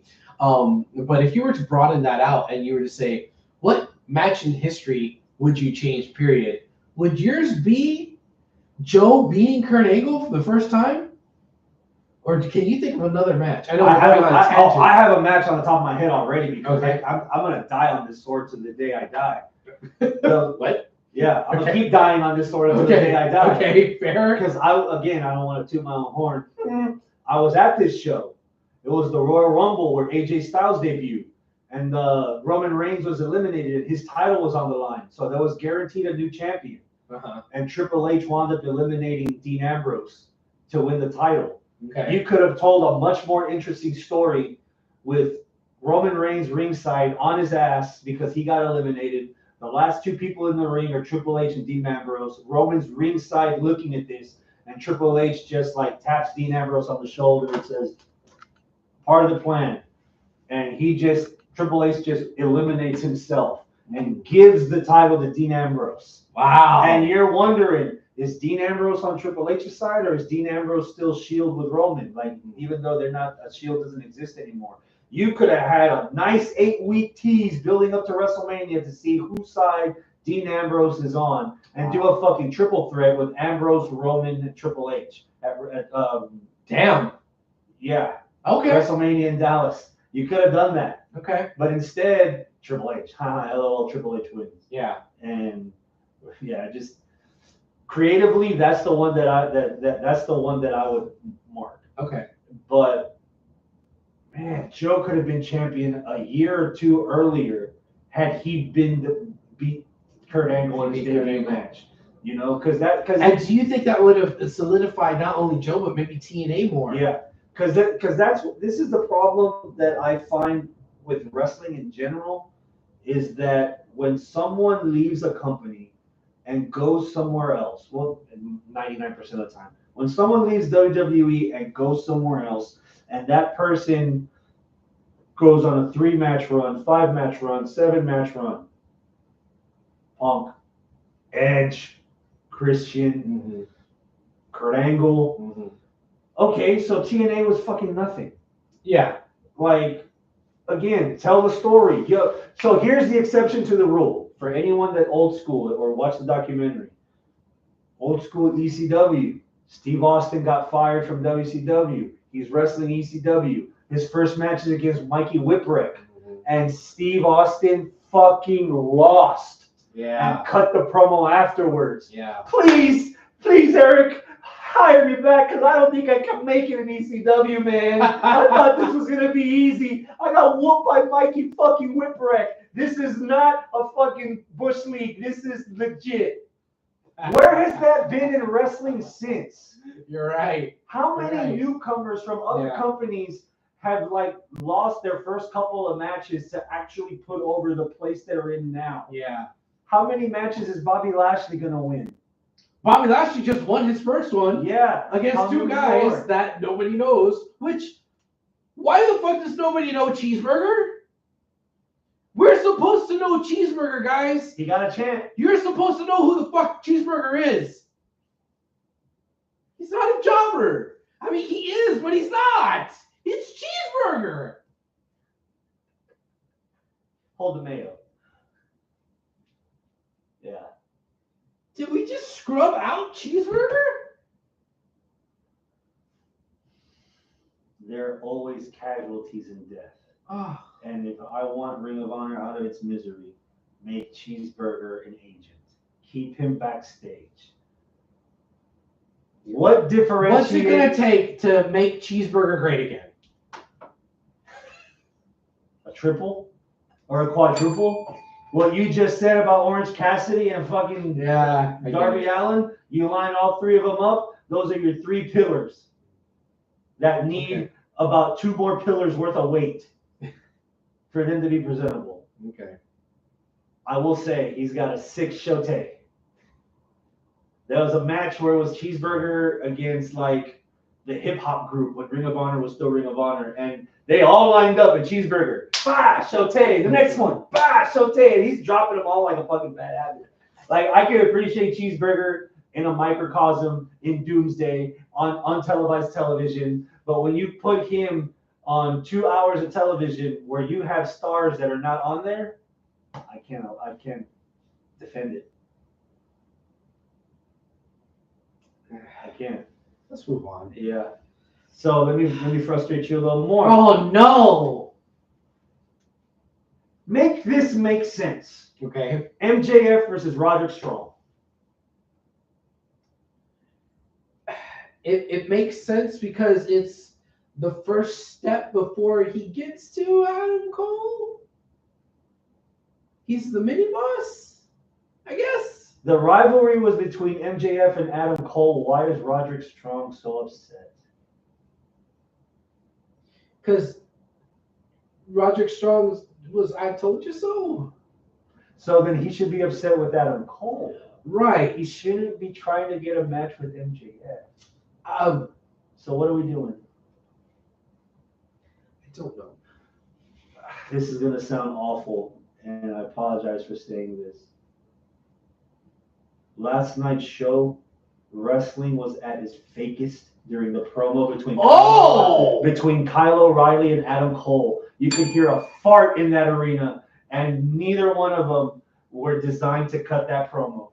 That promo was awkward and awful to watch and sit through, and it still made no sense. As a matter of fact, it gave me ideas that would make it worse sense.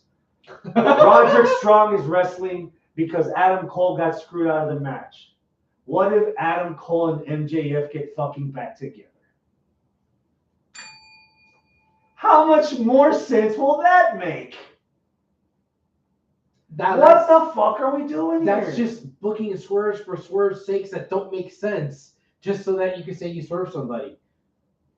Because if you know everything about wrestling and you've seen wrestling for 30 years of your life and you're almost jaded about it and you have to swerve people to keep their attention, even if you have to end up doing it on a bi-weekly, if not weekly basis, I feel like that's the move that we're going to get. God, I mean...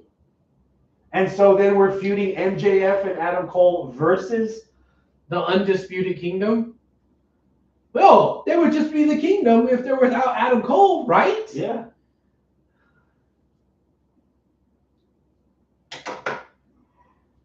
And where the fuck is Wardlow? I was just about to ask. Wardlow was part of the Undisputed Kingdom. He was part of the part that made it undisputed because he wasn't with either faction. He was part of the part that made it different than just the Kingdom or just the Undisputed Era redo. On paper, this should be a decent match. My anticipation, 0. Goddamn. Because I don't give a fuck about this story. Okay, I'm going to kill this even more. It feels like half of my wrestling life I've seen Adam Cole versus Kyle O'Reilly. Can we get the fuck over this? Most of Adam Cole's career has been either with or against Bobby Fish, Kyle O'Reilly, Roderick Strong, Matt Taven, Mike Bennett. Can we freshen the fuck up? Okay. 0. I was going to say, well, who do you got winning? I don't fucking care. MJF. Okay. I was going to say that my anticipation level for this match is at a 7. You talked me down to a 5.5. Okay? You made some good points. You talked me down. But I'm still higher than I should be because, goddamn, I love some MJF. And like I said, in my mind, this isn't all of that you brought up. This is the mini boss before you get MJF versus Adam Cole. Lowest common denominator is Adam Cole's friend that's taking up for him before Adam Cole gets to fight MJF. You love MJF. I love MJF. In the last 3 weeks, how many segments of MJF in the ring in front of the live audience have you seen? Not enough. The correct answer is 0, which is still not enough. It's still true. Some of the backstage vignettes, as short as they may be, okay. Yeah. But he's been on the shelf for a minute. We need to solidify this heel turn because he's heel again. He's not triple MJF. I need more MJF. need more MJF. And I'll help you out here. Yeah. He sure as fuck is not on Collision. Okay. Collision could help if you're telling me on Wednesday that MJF is going to be in front of humans on Saturday. Yeah. That's not happening either. Yeah. Who do you have winning? MJF. Yeah. Because Roderick Strong. Roderick Strong's just a mini boss before Adam Cole. Let's try to bring this up again. All right. The 10. Swerve versus Bobby Lashley. Oh, yeah, I agree. 10. I'm also at 10. This is the best thing on AEW programming right now. 10. Consistently, everyone's playing their part. Benjamin looks like a fucking beast. Yes, he does. Lashley is looking like a big fucking deal. Yes, he is. They made Lito Rush presentable, if not credible, if not fucking cool. Yeah. And he's not even in the group yet. Yeah. I'm still wondering which one of the two of the Acclaimed are going to be in it. I'm still wondering about Ricochet. And we're wondering about the backup. Is Swerve going to have some backup? Yeah. Because Swerve kind of needs it. Give me a dark horse person that you think would benefit joining the Hurt Syndicate. Joining the Hurt Syndicate.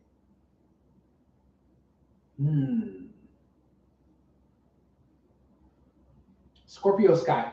Oh, that's a good one. That's a damn good one.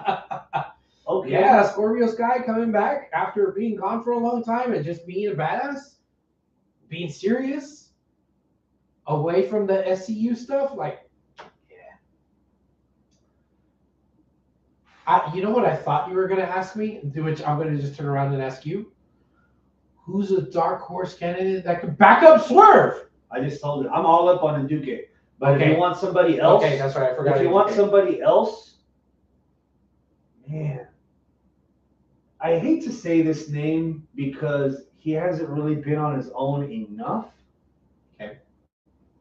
Powerhouse. Okay. And again, I'm just being observant. I'm not trying to start any shit, but Hurt Syndicate's all black people. And Swerve and Duque are both black. So if that's the only shade of color that I can use answering that question, Powerhouse would be great with Swerve. Because Swerve has size and he has a look, but he doesn't have the beef to compete with Benjamin Lashley as a combo. He doesn't have the beef. Even in Duque, he has size and he has a look, but he doesn't have Bobby Lashley beef. Yeah. He's somewhere in the middle of Lashley. Nobody has Bobby Lashley beef. I mean, maybe Wardlow? Yeah, Wardlow, but I was thinking Wolverine. Yeah, but Cage has been ruined. Yeah, Cage has been ruined. To begin with, Cage needs 2 feet. More. Maybe not 2 feet. He's a great look for what he is, but now that you bring in bigger guys, he needs at least a foot, if not 2 feet more to him to make him look like he belongs in the ring with guys like Benjamin and Lashley. Fuck. Yeah, I'm at 10 for this. All right. Who do you got? Lashley's winning this, obviously. Lashley's winning, obviously. Yeah, he's the new guy. WWE. He's getting a dozen wins before anybody touches it. Okay. Calling it now. Think so? Yeah, dozen. And he's already 1-0. I'm going to Swerve. Ooh, risky. I mean, you just made an argument about it. I did, but that doesn't mean that I want that it's going to happen the way I would like it to happen. Yeah, but that would be fucking amazing if Swerve actually beats Lashley and Lashley tells MVP, hey, man, this is no joke here. This guy's legitimate. This guy's shit. Fine. You're not going to like me saying this. Okay. Time limit draw. You know what? Run it back. No, you confused me for Arnoldo. I would be okay with a time limit draw. Yeah. Arnie, on the other hand, he'd probably be the one to be pissed off at the time limit. Yeah, I'd be okay with that. Yeah. Why do we need to have an established winner now? Yeah. Why do we need a 1-0 right now? Yeah. 0-0-1. Yeah. How about this where I'm winning either way. Whether either guy wins or nobody wins, I'll be happy with it because I like the story. Just to fuck with us, what if either the Dark Horse Hurt Syndicate member or the Dark Horse person to back up Swerve is Hangman?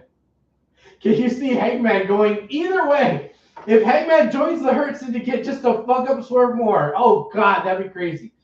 But what if Hangman's like, you know what? I got my beef with you. You're my beef to eat.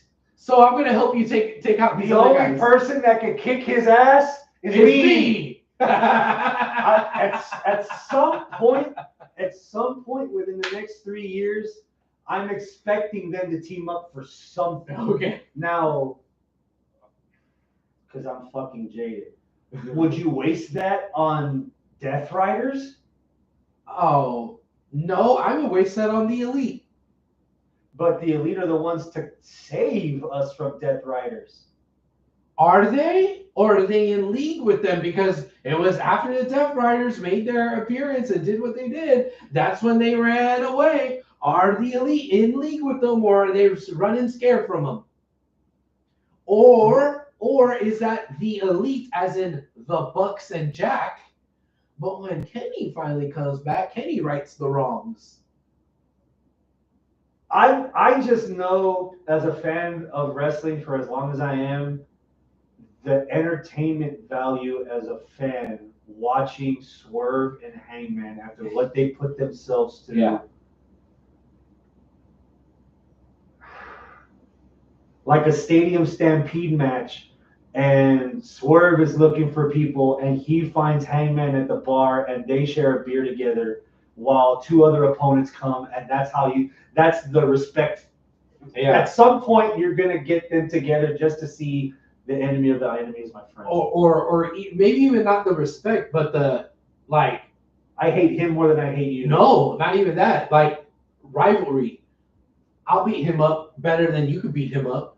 Yeah. You know, like, okay, I'll kick Nicholas Jackson's ass. Okay, well, I'll kick Matthew Jackson's ass. Who does it better? Well, then, yeah, and then, well, I'll kick Kenny's ass. Okay, I'll kick Perry's ass. Yeah. You know, they just I'll start. kick Okada's ass. It's Yeah. floor. Yeah. Not Kenny, it's Okada. Whoever, right? Like whoever the flavor of the month is, you know, and they team, but just to show that they could be better at kicking other people's asses.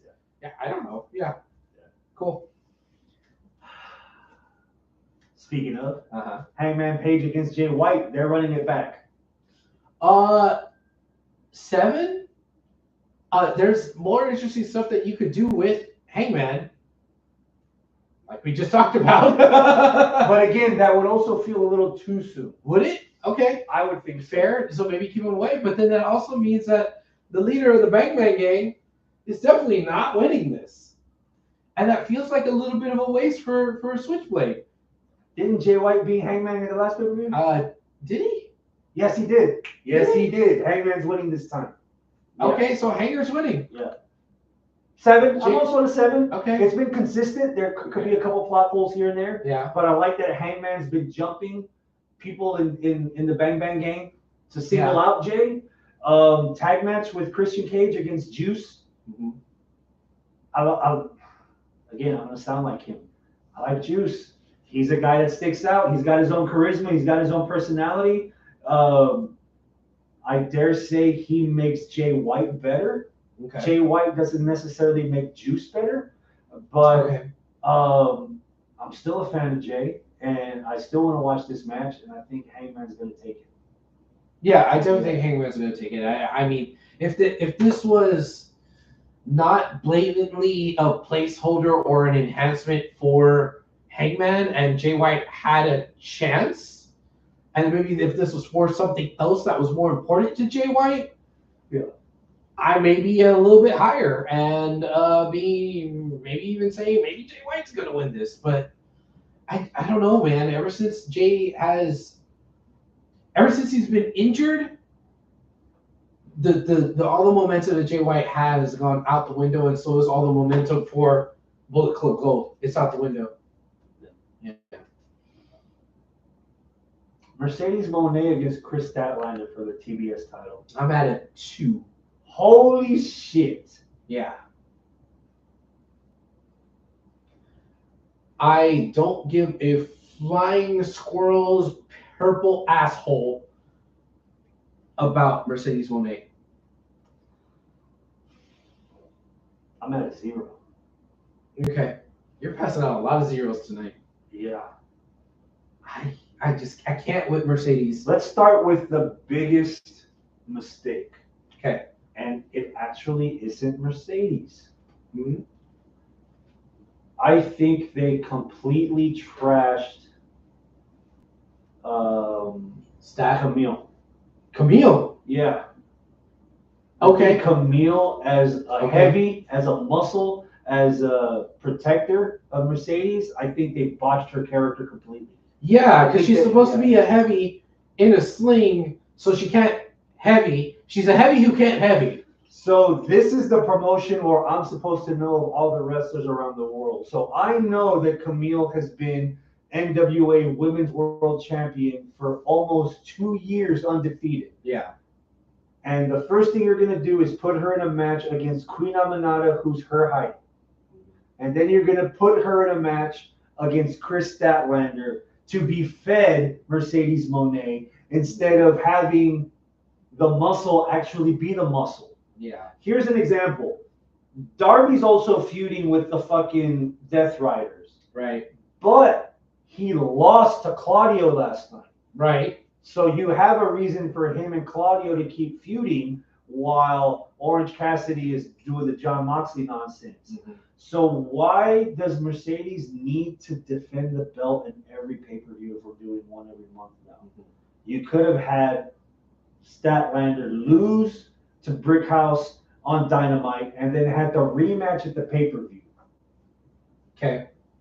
So we wouldn't be completely focused on Moné, so she could be an afterthought, and we could just focus on what's in the ring instead of hearing her every 5 minutes. But you just completely iced this woman, and then you put her through a fucking wall. And then the next week, which was last night, Mercedes forced her heavy with one arm on a sling to get in a ring and beat up 2 women. And was unsuccessful. And was unsuccessful. And then you have she could have faked the arm injury and wiped the floor with both of them. Yeah. You completely buried this chick. A chick that I was looking forward to seeing in that division with those women. And you've completely buried her already. For the benefit of Mercedes? Yeah. Mercedes Moné does not need to have people fed to her in this way. Right? She should be what exactly that I was saying earlier in the episode of she should be built the same way that Daniel Bryan was built. She's not the biggest, she's not the fastest, she's not the strongest. But goddamn it, if she could wrestle you into a pretzel, she should. And that's what we want to see. The part of the reason why her uncharm, her disappeal right now is I don't think she can. Ever since she left WWE, she has not had anything in the ring that has displayed her competency. Everything that she has done, her versus Bayley in Brooklyn, doesn't matter because all of it was undone by those matches in Stardom and in New Japan and whatever few matches she's had in AEW where she looks incompetent. Willow and Double or Nothing was the only good match, and that was thanks to Willow. Right. She has not proven to anybody that she's the same person that she was back at NXT TakeOver Brooklyn. Here's the worst part. You're putting, again, I'm going to say a lot of stuff that are going to piss people off. You're doing all this effort for a mid-card title. Oh, yeah. This is for the TBS title, right? Yeah. I'm at a 0. Mercedes is winning this. I don't know if it's true that Mercedes has creative control. But if she does, goddamn, why is she burying everybody to make her look good? If she has that creative control, you need to take that fucking creative control away from her because all she's doing is trying to prop up herself artificially because she's not proving herself in the ring. She's propping up herself artificially. It's just pissing people off. Not in a way that gets her heat. It's getting her go away heat. And I'm an And it's equal, hurting the division. I'm an equal opportunity asshole. So if I said this about Moxley, I have to say this about Statlander. Okay. Where's the reasoning that she's suddenly a babyface again? Where's the Yeah. promo? Where's the video? Where's the backstage segment? What did I miss it? Like Statlander couldn't beat Willow, so now she's a face again? I had assumed that I had missed it. I've never. I think it might be safe for you to assume that you had missed it, because that's what I did. I assumed that I missed But it. where's But the yes, rest of them? the last time she was with Stokely, and she was on Stokely's side because her and Stokely were going to be in a match together where I wanted to see Stokely get his ass whooped. You know? Oh wait, now she's a face again? Oh, okay. Her heel turn was just unsuccessful. Did it work? All right. 0. Mercedes is winning. All right. I agree. Mercedes is winning. Jack Perry versus Danny Garcia for the TNT title. 8. 7, but I could be convinced. I think the reason why I'm not at a 9 or a 10, let me start there, is I think Daniel Garcia has pumped out Jungle Boy a little bit too much, too many times. Did you see the collision where they chained him to the hood of the scapegoat truck and they were driving around? Yeah. But also before that, because Jack Perry got punked out in that segment. Yeah. But he also got punked out in the hallway. Was it Dynamite before? Oh, or like, they used to dance for you. Yeah, and like Daniel Garcia just pinned him up and fucking told him what it was and fucking punked his ass out. Yeah. And so Daniel Garcia's been really making Jack Perry kind of look like a bitch. So Perry has to win this to solidify his non-bitchness? I guess so. So that makes it a little bit more predictable. But also, God, Daniel Garcia was about to look like he was going to hit Jack Perry, and he was like, I'm going to beat up your truck. And that's it. Yeah. That was whack. That was dumb. So, yeah, I don't know. I've got Perry holding on. I got Perry holding on too. There is a champagne celebration for Mariah May. Okay. Involving Mina Shirakawa. Okay. I'm at a 10. I don't give a fuck if this goes nowhere. It's not even a match, bro. I know. I don't care. I'm watching this. Okay. The last match we haven't talked about yet. Well, there's 2, but we're only going to talk about 1. Oh. 4-way match. Uh-huh. I'm not sure if it's a ladder match or it's just 4-way. Private Party, House of Black would consist of Malachi Black and Brody King. The Outrunners and the Acclaimed. Give me a number. 8. I'm at an 8. I would have been at a 10 if Private Party wasn't in this. Damn, you're really hating on Private Party right now. So before the tag title match, what did Private Party actually do to earn a -- 1 contendership, to earn time on television the weeks before the original tag title match before they actually matched? The first one, the one that they lost a couple of weeks ago? Yeah. They won some sort of qualifier. They won some match, and that's what got them in there. No, they beat the Bucks. That's what it was. They beat the Bucks, and they're like, give us a title shot. Then they lost the title shot, and the reason why they got the third match was like, hey, we're gonna put our team on the line. Give us another shot. And so they won a match. They beat the Bucks. Then they lost to the Bucks. Then they beat the Bucks. So it was 3 in a row. Gotcha. Yeah. So there was reasons there. I'm at an 8. Okay. Who do you have winning? Well, let me take it back. Who do you want? I'm sorry. I'm disagreeing with you. Private Party. I think Private Party's winning, and I think I want Private Party to win. I want to see Private Party, since they've gotten a new lease on life, to actually do something with this. Because I felt as though 5 years ago, when Private Party were the first champs, oh cool, Private Party, let's learn about these guys. And They never were champs. They beat the Young Bucks in the first round of the inaugural tag tournament. oh, but they weren't That's the champs. what That's what it was. yeah. But then they kind of just fell by the wayside a little bit. They were kind of cool. They've been up and down ever since. Quinn injured. Yeah, it was like And Jurassic Express was hotter than them, and then the Acclaimed was hotter than them. Lucha Bros. Lucha Bros, right. So they've always been like the bridesmaid, but never the bride, even though they're already engaged. Yeah. So it's like, okay, cool. Let's have the honeymoon. God damn it. Let's see some action. I think they might be able to finally get that. Looking at the four teams, I hesitate to say that this is the match where the Acclaim could divide. Okay. Outrunners are just there because of the adulation from the audience. They're funny, Right. They're cool to watch, they have great moves together, they're entertaining.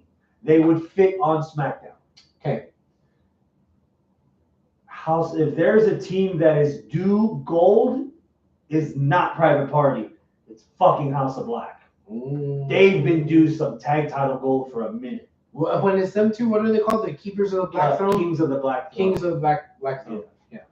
What a perfect way to solidify the actual tension between Private Party if they go full Sasha Banks and lose in their first title defense. And then they ask for one more match. Yeah. Okay. I want House of Black to win. Private Party probably keep it the belts. Yeah. One other thing about this match, another reason why I'm not higher is because it sounds like this match could be a mess. Oh yeah. A 4-way tag match. That means 8 guys at once. It's not tornadoes. I'm assuming they're only going to be two men in the ring. But it's AEW. Yeah. At some point. So there's going to be a 15 tomorrow just for fucking giggles. Well, besides that, I was going to say. Because Tony Khan can't count when he's coked up. The refs are going to lose control, and it's going to be tornado at some point. Yeah. Some YouTuber kid is fighting QT Marshall on the pre-show. I don't give a fuck. Oh, is this the other match that you referenced? Yeah. Okay. Yeah, I don't know this YouTube thing. It's this feels like a Connor Shakir thing.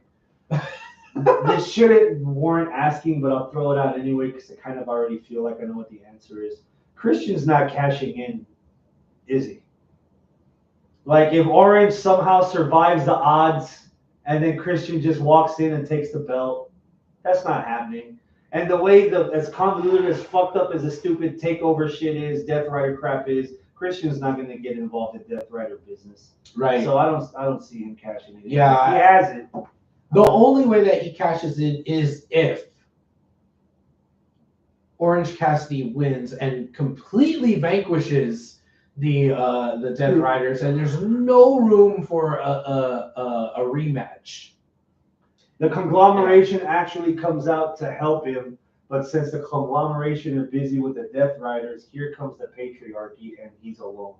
Yeah, that could be it. But even then, that's gonna piss off Mox, and then somehow that's where I lost the title. I was supposed to Christian, get your ass out here, and now we have Death Riders versus the patriarchy. That's not gonna work. So that's what I'm saying. But it's AEW. A lot of what's not working, they're putting on television. Well, true. But it has to be that the conglomeration and Orange Cassidy completely vanquish the Death Riders. And there's no way that they have any stake in trying to get a rematch and come back and we're going to keep the fight alive or whatever. No, they got to be like embarrassed and beat all the way down to where they have absolutely no claim at the title. And then Christian cashes in.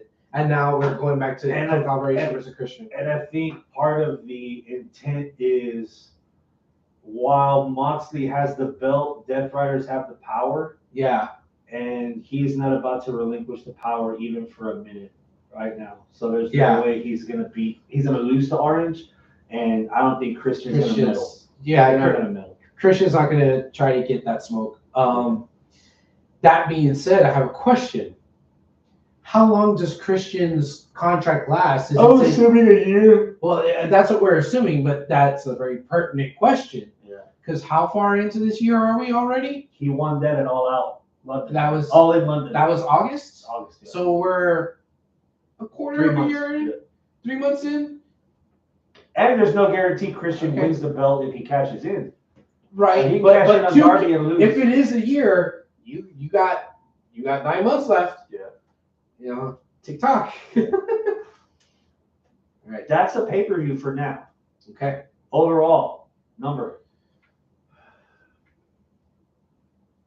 7. There's some good. There's some not good. I have to do the math, and I have as many 9s and 8s and 10s as I do 0s. So I think my math is going to balance out to like a 4. There's a couple of matches I'm dying to see, and there's stuff that I can't wait to sleep through. Yeah. That's Full Gear in a nutshell. Okay. That's almost the show. You'd like to take the last part of the show to talk about what you're going to do.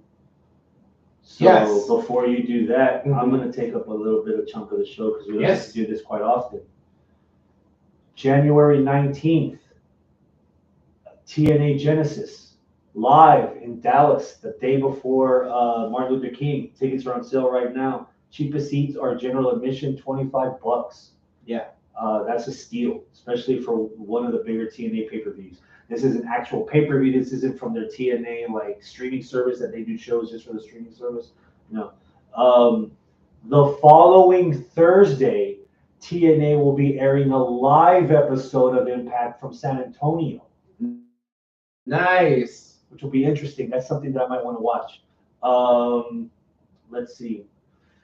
AEW announced a slew of shows for the next couple of months. They're going to be here February the 8th, if I'm not mistaken. They will be here on Saturday for a live airing of Collision back at the Epicenter in Rosenberg. Right. So hopefully they do good attendance there. It was a cool little venue when we went. It was a great spot. Like there wasn't a bad seat in the house, even though they didn't sell any second level seats. There wasn't a bad view in the house. No, then we had bad seats. The seats themselves. Yo, I picked out a first row seat thinking I did fucking good because I tend to get us good seats and the best seats I can.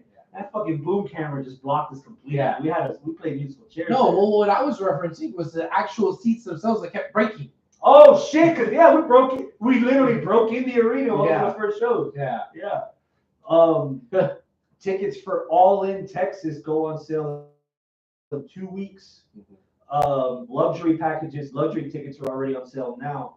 The cheapest luxury ticket is $500. You get the first 6 rows of the lower bowl and some Lexus access and shot-free access. Then like the $1,000 set is like the rows 6 through 10 on the floor and a bunch of meet and greets and autographs and pictures with belts.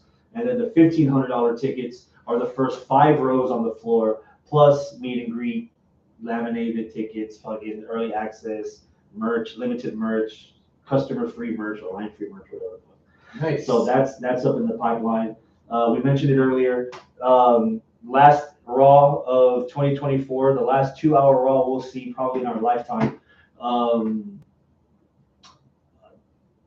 30th in our life. December 30th here in the Toyota Center. Mm-hmm. So wrestling is abound. There's plenty of wrestling here in Texas. Towards the next weekend of January after TNA, MLW is doing a show.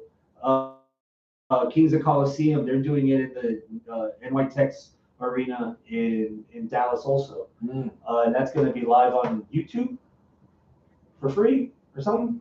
Yeah. They got a lot of CML CMLL stars that they're announcing for this event. Wrestling abound. The major stuff coming over here. Nice.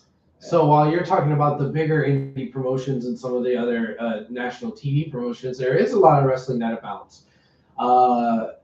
Last weekend before, say his name and here he appears. Oh, Joe Henry was at ROW. Yeah, Joe Henry was at ROW. It was pretty cool getting to see Joe Henry live. That was an awesome pop there at the ROW arena, which was sold out to the rafters. You were there. Cool. I was there. Nice. I was there. I was able to get front row thanks to Porsche's powers of knowing Charmel. But yeah, that was cool. It was great seeing ROW again. But one other thing that was, besides Joe Henry, right? Because Joe Henry, what is there to say? It was cool. You should have been there. You should see it, right? But something that you may not have known is that, and I can't believe we didn't talk about this because I guess we haven't had a chance to talk about it before. WWE ID. Yeah, that's right. WWE ID. WWE has said that they are deploying this thing called WWE ID, where they have picked 4 independent promotions as of now. 4 independent promotions all across the country. One is Seth Rollins' promotion in Iowa. Blackheart or Blackcraft. Yeah, Blackcraft, I think it is. Cody's American Nightmare. Nightmare Factory. Another one that I'm not sure whose promotion it is, but somewhere out east. I think it's Rikishi's family member. Is it? Yeah. And then Booker T's. Yeah. And Cappuccino Jones, Cold Brew. Cappuccino Jones was one of the first ones from ROW to get a WWE ID tag. Now, from what I understand, I could be wrong on this. If somebody has more information or can prove me wrong, please let me know. From what I understand, the way that it works is that WWE will scout these promotions specifically to kind of focus their efforts, and wrestlers that they think have a shot, they will tag with the WWE ID marker, and basically that gives WWE the privilege of, if that wrestler were to get a offer to be signed to a major company, they get first right of refusal.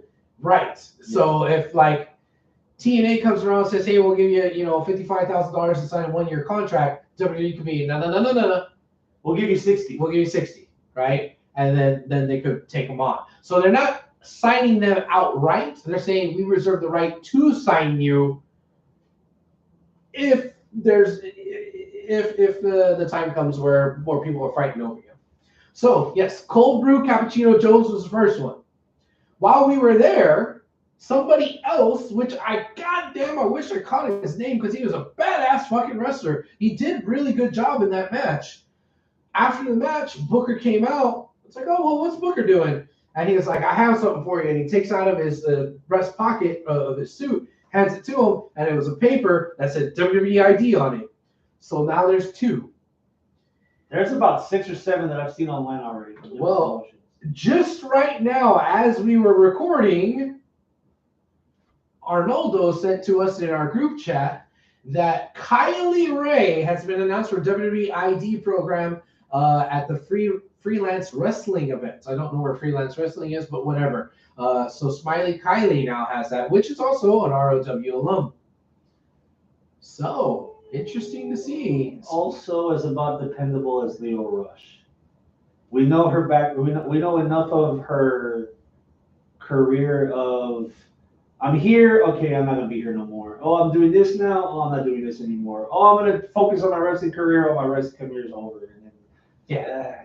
I mean, there was some. Regardless of what circumstances. Regardless of her circumstances or valor or not, it still doesn't take away the fact that it did happen. Right. So, we'll see. I feel like this could be a bit of a detriment because the whole program in general. Because so the biggest argument that I've seen is that it takes away opportunities to say, like, in 2024, through WWID, a guy like CM Punk wouldn't exist because he's not getting the exposure of everyone else.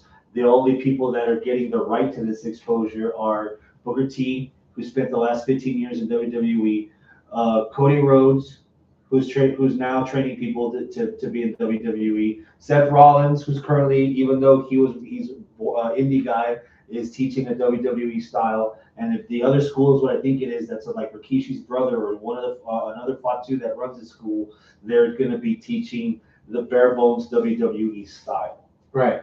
So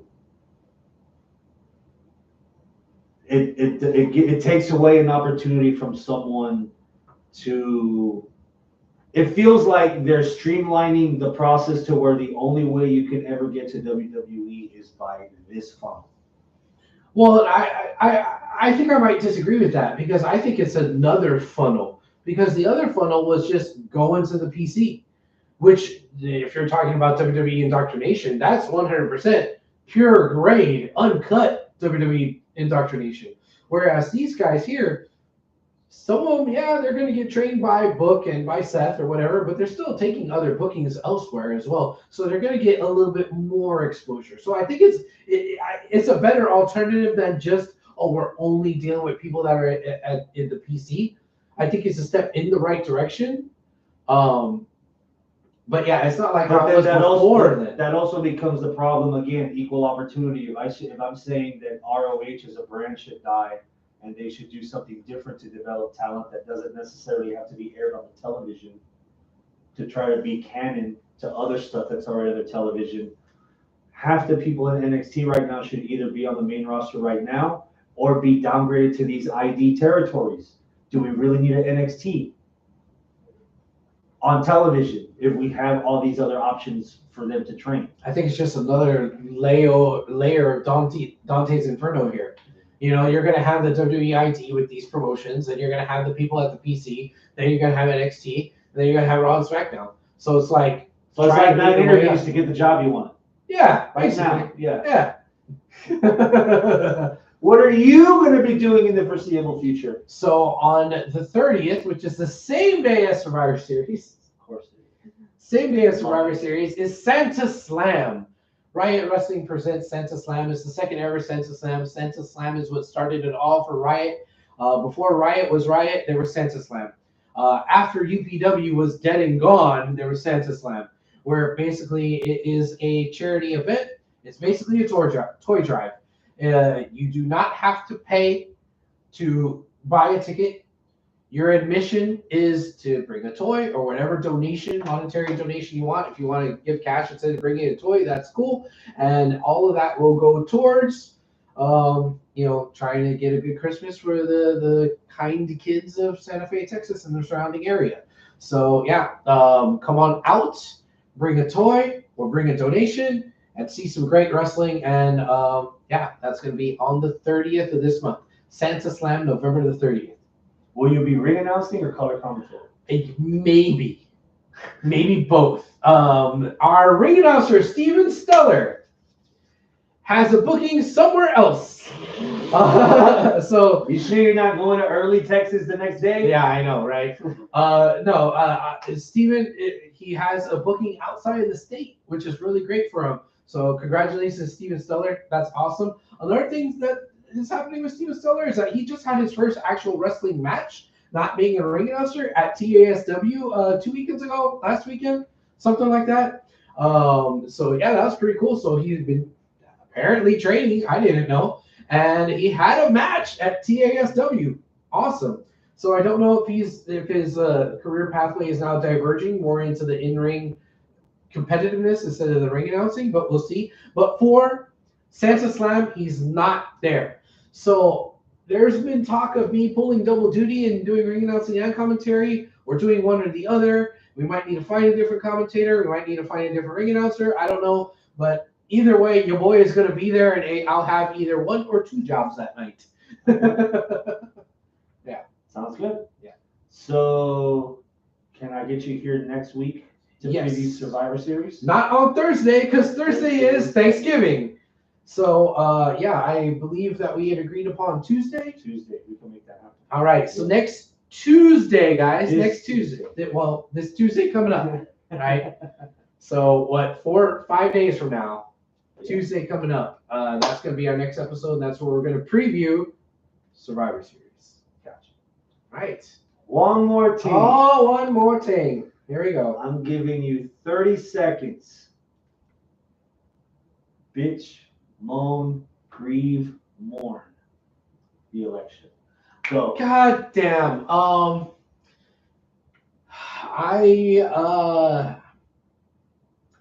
I thought it was going to be close. I didn't think like it was going to be in 2016. In 2016, people were like, "Oh yeah, definitely Hillary's going to win. It's definitely." Oh my God, what? And she won the popular vote. Yeah. Yeah. This election, I thought everybody thought it was 50-50 right down the middle. It's going to be super, super close.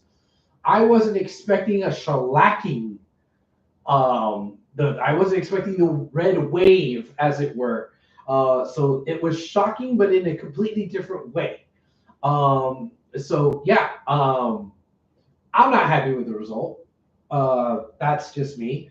I'm a little scared for myself and for other friends that I know that are, different parts of the community. Folks that may be here, not with all of their papers. Folks that may be LGBT. QIA. Yeah, all of that. They might have added something. Yeah, so I'm afraid for them.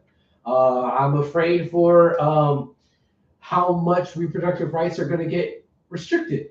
And I know that like some people think, well, why is this such a big deal? That sounds like that's a luxury that people don't need. I mean, for some people, that's not actually a luxury. It's almost a survivability thing. It really means something.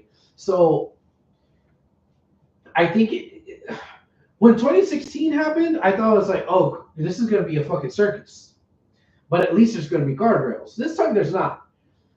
There's not guardrails. There is a Senate, a House, and a Supreme Court that all fall in line with the executive branch.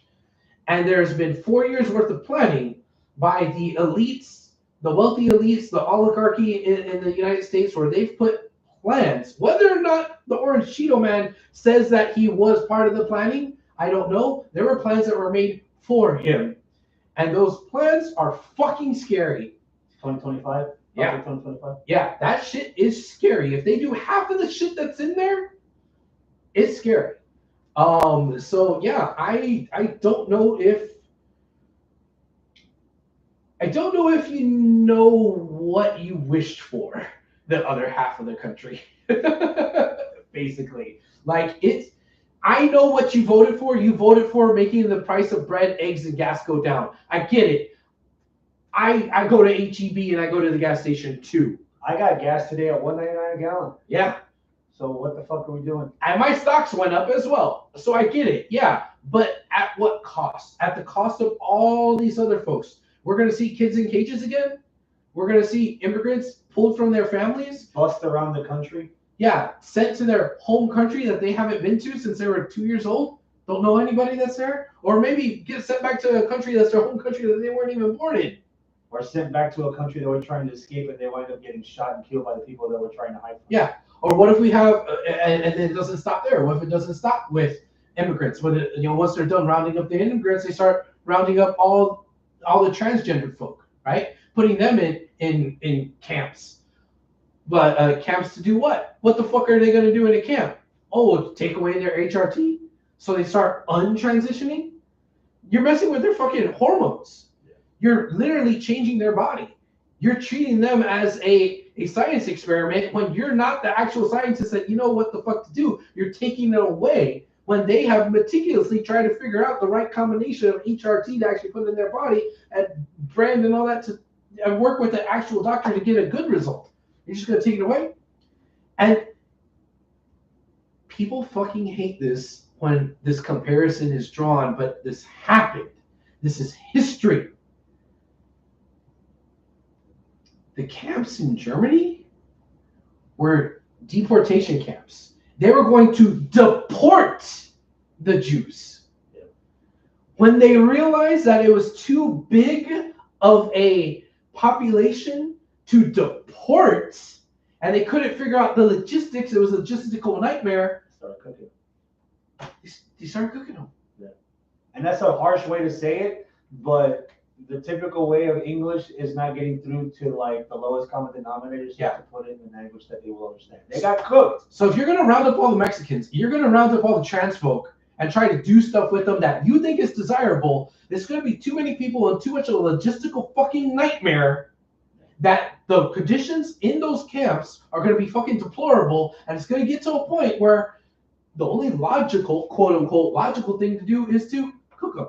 Yeah. So is that what we're gonna do? We're gonna start killing brown people and killing trans people? They won't even be smart enough to realize that the Mexicans do the labor and the Mexicans can cook the gays, but they'll do it backwards.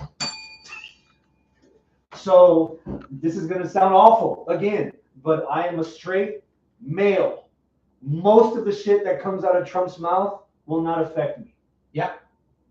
Bluntly, I have family. Before we even get to the friend zone, I have family that have been waiting more than 5 years for their fucking residency papers to go through, let alone fucking citizenship. I've got family that don't want to have to worry about getting penalized for liking someone of their own. Hold on, Chris. No, you don't. You don't know anybody that's here illegally and undocumented. You got it? I got a good run. I'm traveling. Send me somewhere. Send me to Nicaragua. So I have family that would like to live freely, loving their own sex, instead of having to love what other people tell them to love. I have family that want to have an opinion on how and when or if they can give birth. So it never felt more of a divided states of America than this election, where it was only one topic or two topics specifically that they cared about and just ignored everything else. Fuck the rest. Yeah. And I say that because there's a dozen people on the Republican side that you could have nominated that could have given you most of what you wanted without the fucking baggage of Donald Trump. Yeah. Why that asshole? Why him? Yeah. You know, we have the playbook, so we know what steps to take. Already, dominoes are starting to fall. Yeah. Trump wanted Matt Gaetz. He resigned after there was too many cooks in the kitchen bringing up his past. You know, we've already got Linda McMahon that he's been appointing in charge of head of education. By the way, there's been talk throughout the entire campaign that he wants to close the Board of Education. Yeah. What? How do you do that? How do you close the Board of Education? Right? Even with the veil of being a pro wrestling fan, how does Linda McMahon equate to the head of the Board of Education? That's like putting Chris Benoit in charge of the CTE fund. Like, what the fuck are we doing? Right? Yeah. We got 4 years coming. If we're blessed, it's only 4 years. Because another thing in the Project 2025 is to start messing with term limits. Yes. And like how long a term could be for presidency and how many terms you could actually serve. If that gets passed and somehow they change the term limit to where, a term could be 8 years. Or you know what, you could serve 5 terms instead of 2. Yeah, we could be stuck with the Cheeto for longer than just the next 4 years. The only most morbid thing of optimism that I can have at all is that the third attempt isn't 3 centimeters short. Yeah. I'm 43 years old. I haven't been alive for an attempted assassination of someone here that I'm aware of. And Carter? No. Reagan. Were you alive? No. I was a baby. Were you? Okay. Baby. Okay. We had 2 in 1 year, and the year's not over. 2 in like one election cycle. Yeah. In one campaign. Yeah. But then, if someone does successfully play enough Call of Duty, we get JD Vance. Yeah. Who's another Muppet. Honestly, at this point, since that side won, it doesn't matter if it's Trump or Vance or whoever else, because all of the puzzle pieces are already put in place to pull off the 2025 plans. Whether or not you turn sandwich, and it's still going to be whether or not you call it Project 2025 or whatever, you still have enough people in the right places in the House and Senate, blah blah blah, to do all the stuff that they want to do. All we can do is continue to put enough pressure, because whether he had enough people on his side or not, there was a lot of shit that he promised that he didn't get done. True. And even that wall is still half built. And even though everyone might be playing on the same team as far as the House and the Senate and the Supreme Court, there's could still be people on his own team saying, that's too fucked up even for me, bro. Yeah. And hopefully that starts coming out of the woodwork at some point, if ever. Yeah. Because our rainbow's black and white right now, bro. Mm-hmm. The optimism is low. Yeah. Very. Yeah. So, yeah. If I swear to God, I could put $5 down. Vince is going to be in some kind of cabinet position in the fucking White House. I fucking swear. Oh, God. Yeah. Like, I see it coming. Yeah. Yeah. I mean, you said it. I'm waiting to see what they're going to give Elon Musk. I know they gave RFK, the guy that doesn't believe in vaccinations, head of the fucking health. Yeah. Oh, God. Yeah. Oh, shit. We're going to have Tide Pods and shit. It's fucking like, like actual medicine's going to have warning labels that are spelled backwards and have like, that are like not coherent correctly because RFK's the one typing it and he's got like a, oh, God. Is there space next to JFK and RFK for his son, like somewhere in the middle? I mean, I'm sure. Yeah. Yeah. You said this a couple of moments ago that I'm a straight dude, so most of this stuff doesn't apply to me. You forget that you're also brown. Yeah. You've been around me long enough. If I have a bottle of alcohol and a Brillo pad, I'm pretty much white, bro. Bro, I'm lighter than you. If somebody walks yeah, up but to you this eat room, enough Mexicans, whether it's food or people, that we know you belong on the other side of the fence. Nothing but white meat, bro. Nothing but white meat. All right. Dark on Sundays. Let's get Porsche. Where's Porsche? Sometimes. And with that, adios, my friends, and keep it classy. God, that was more than 30 seconds. It was enough. It was enough.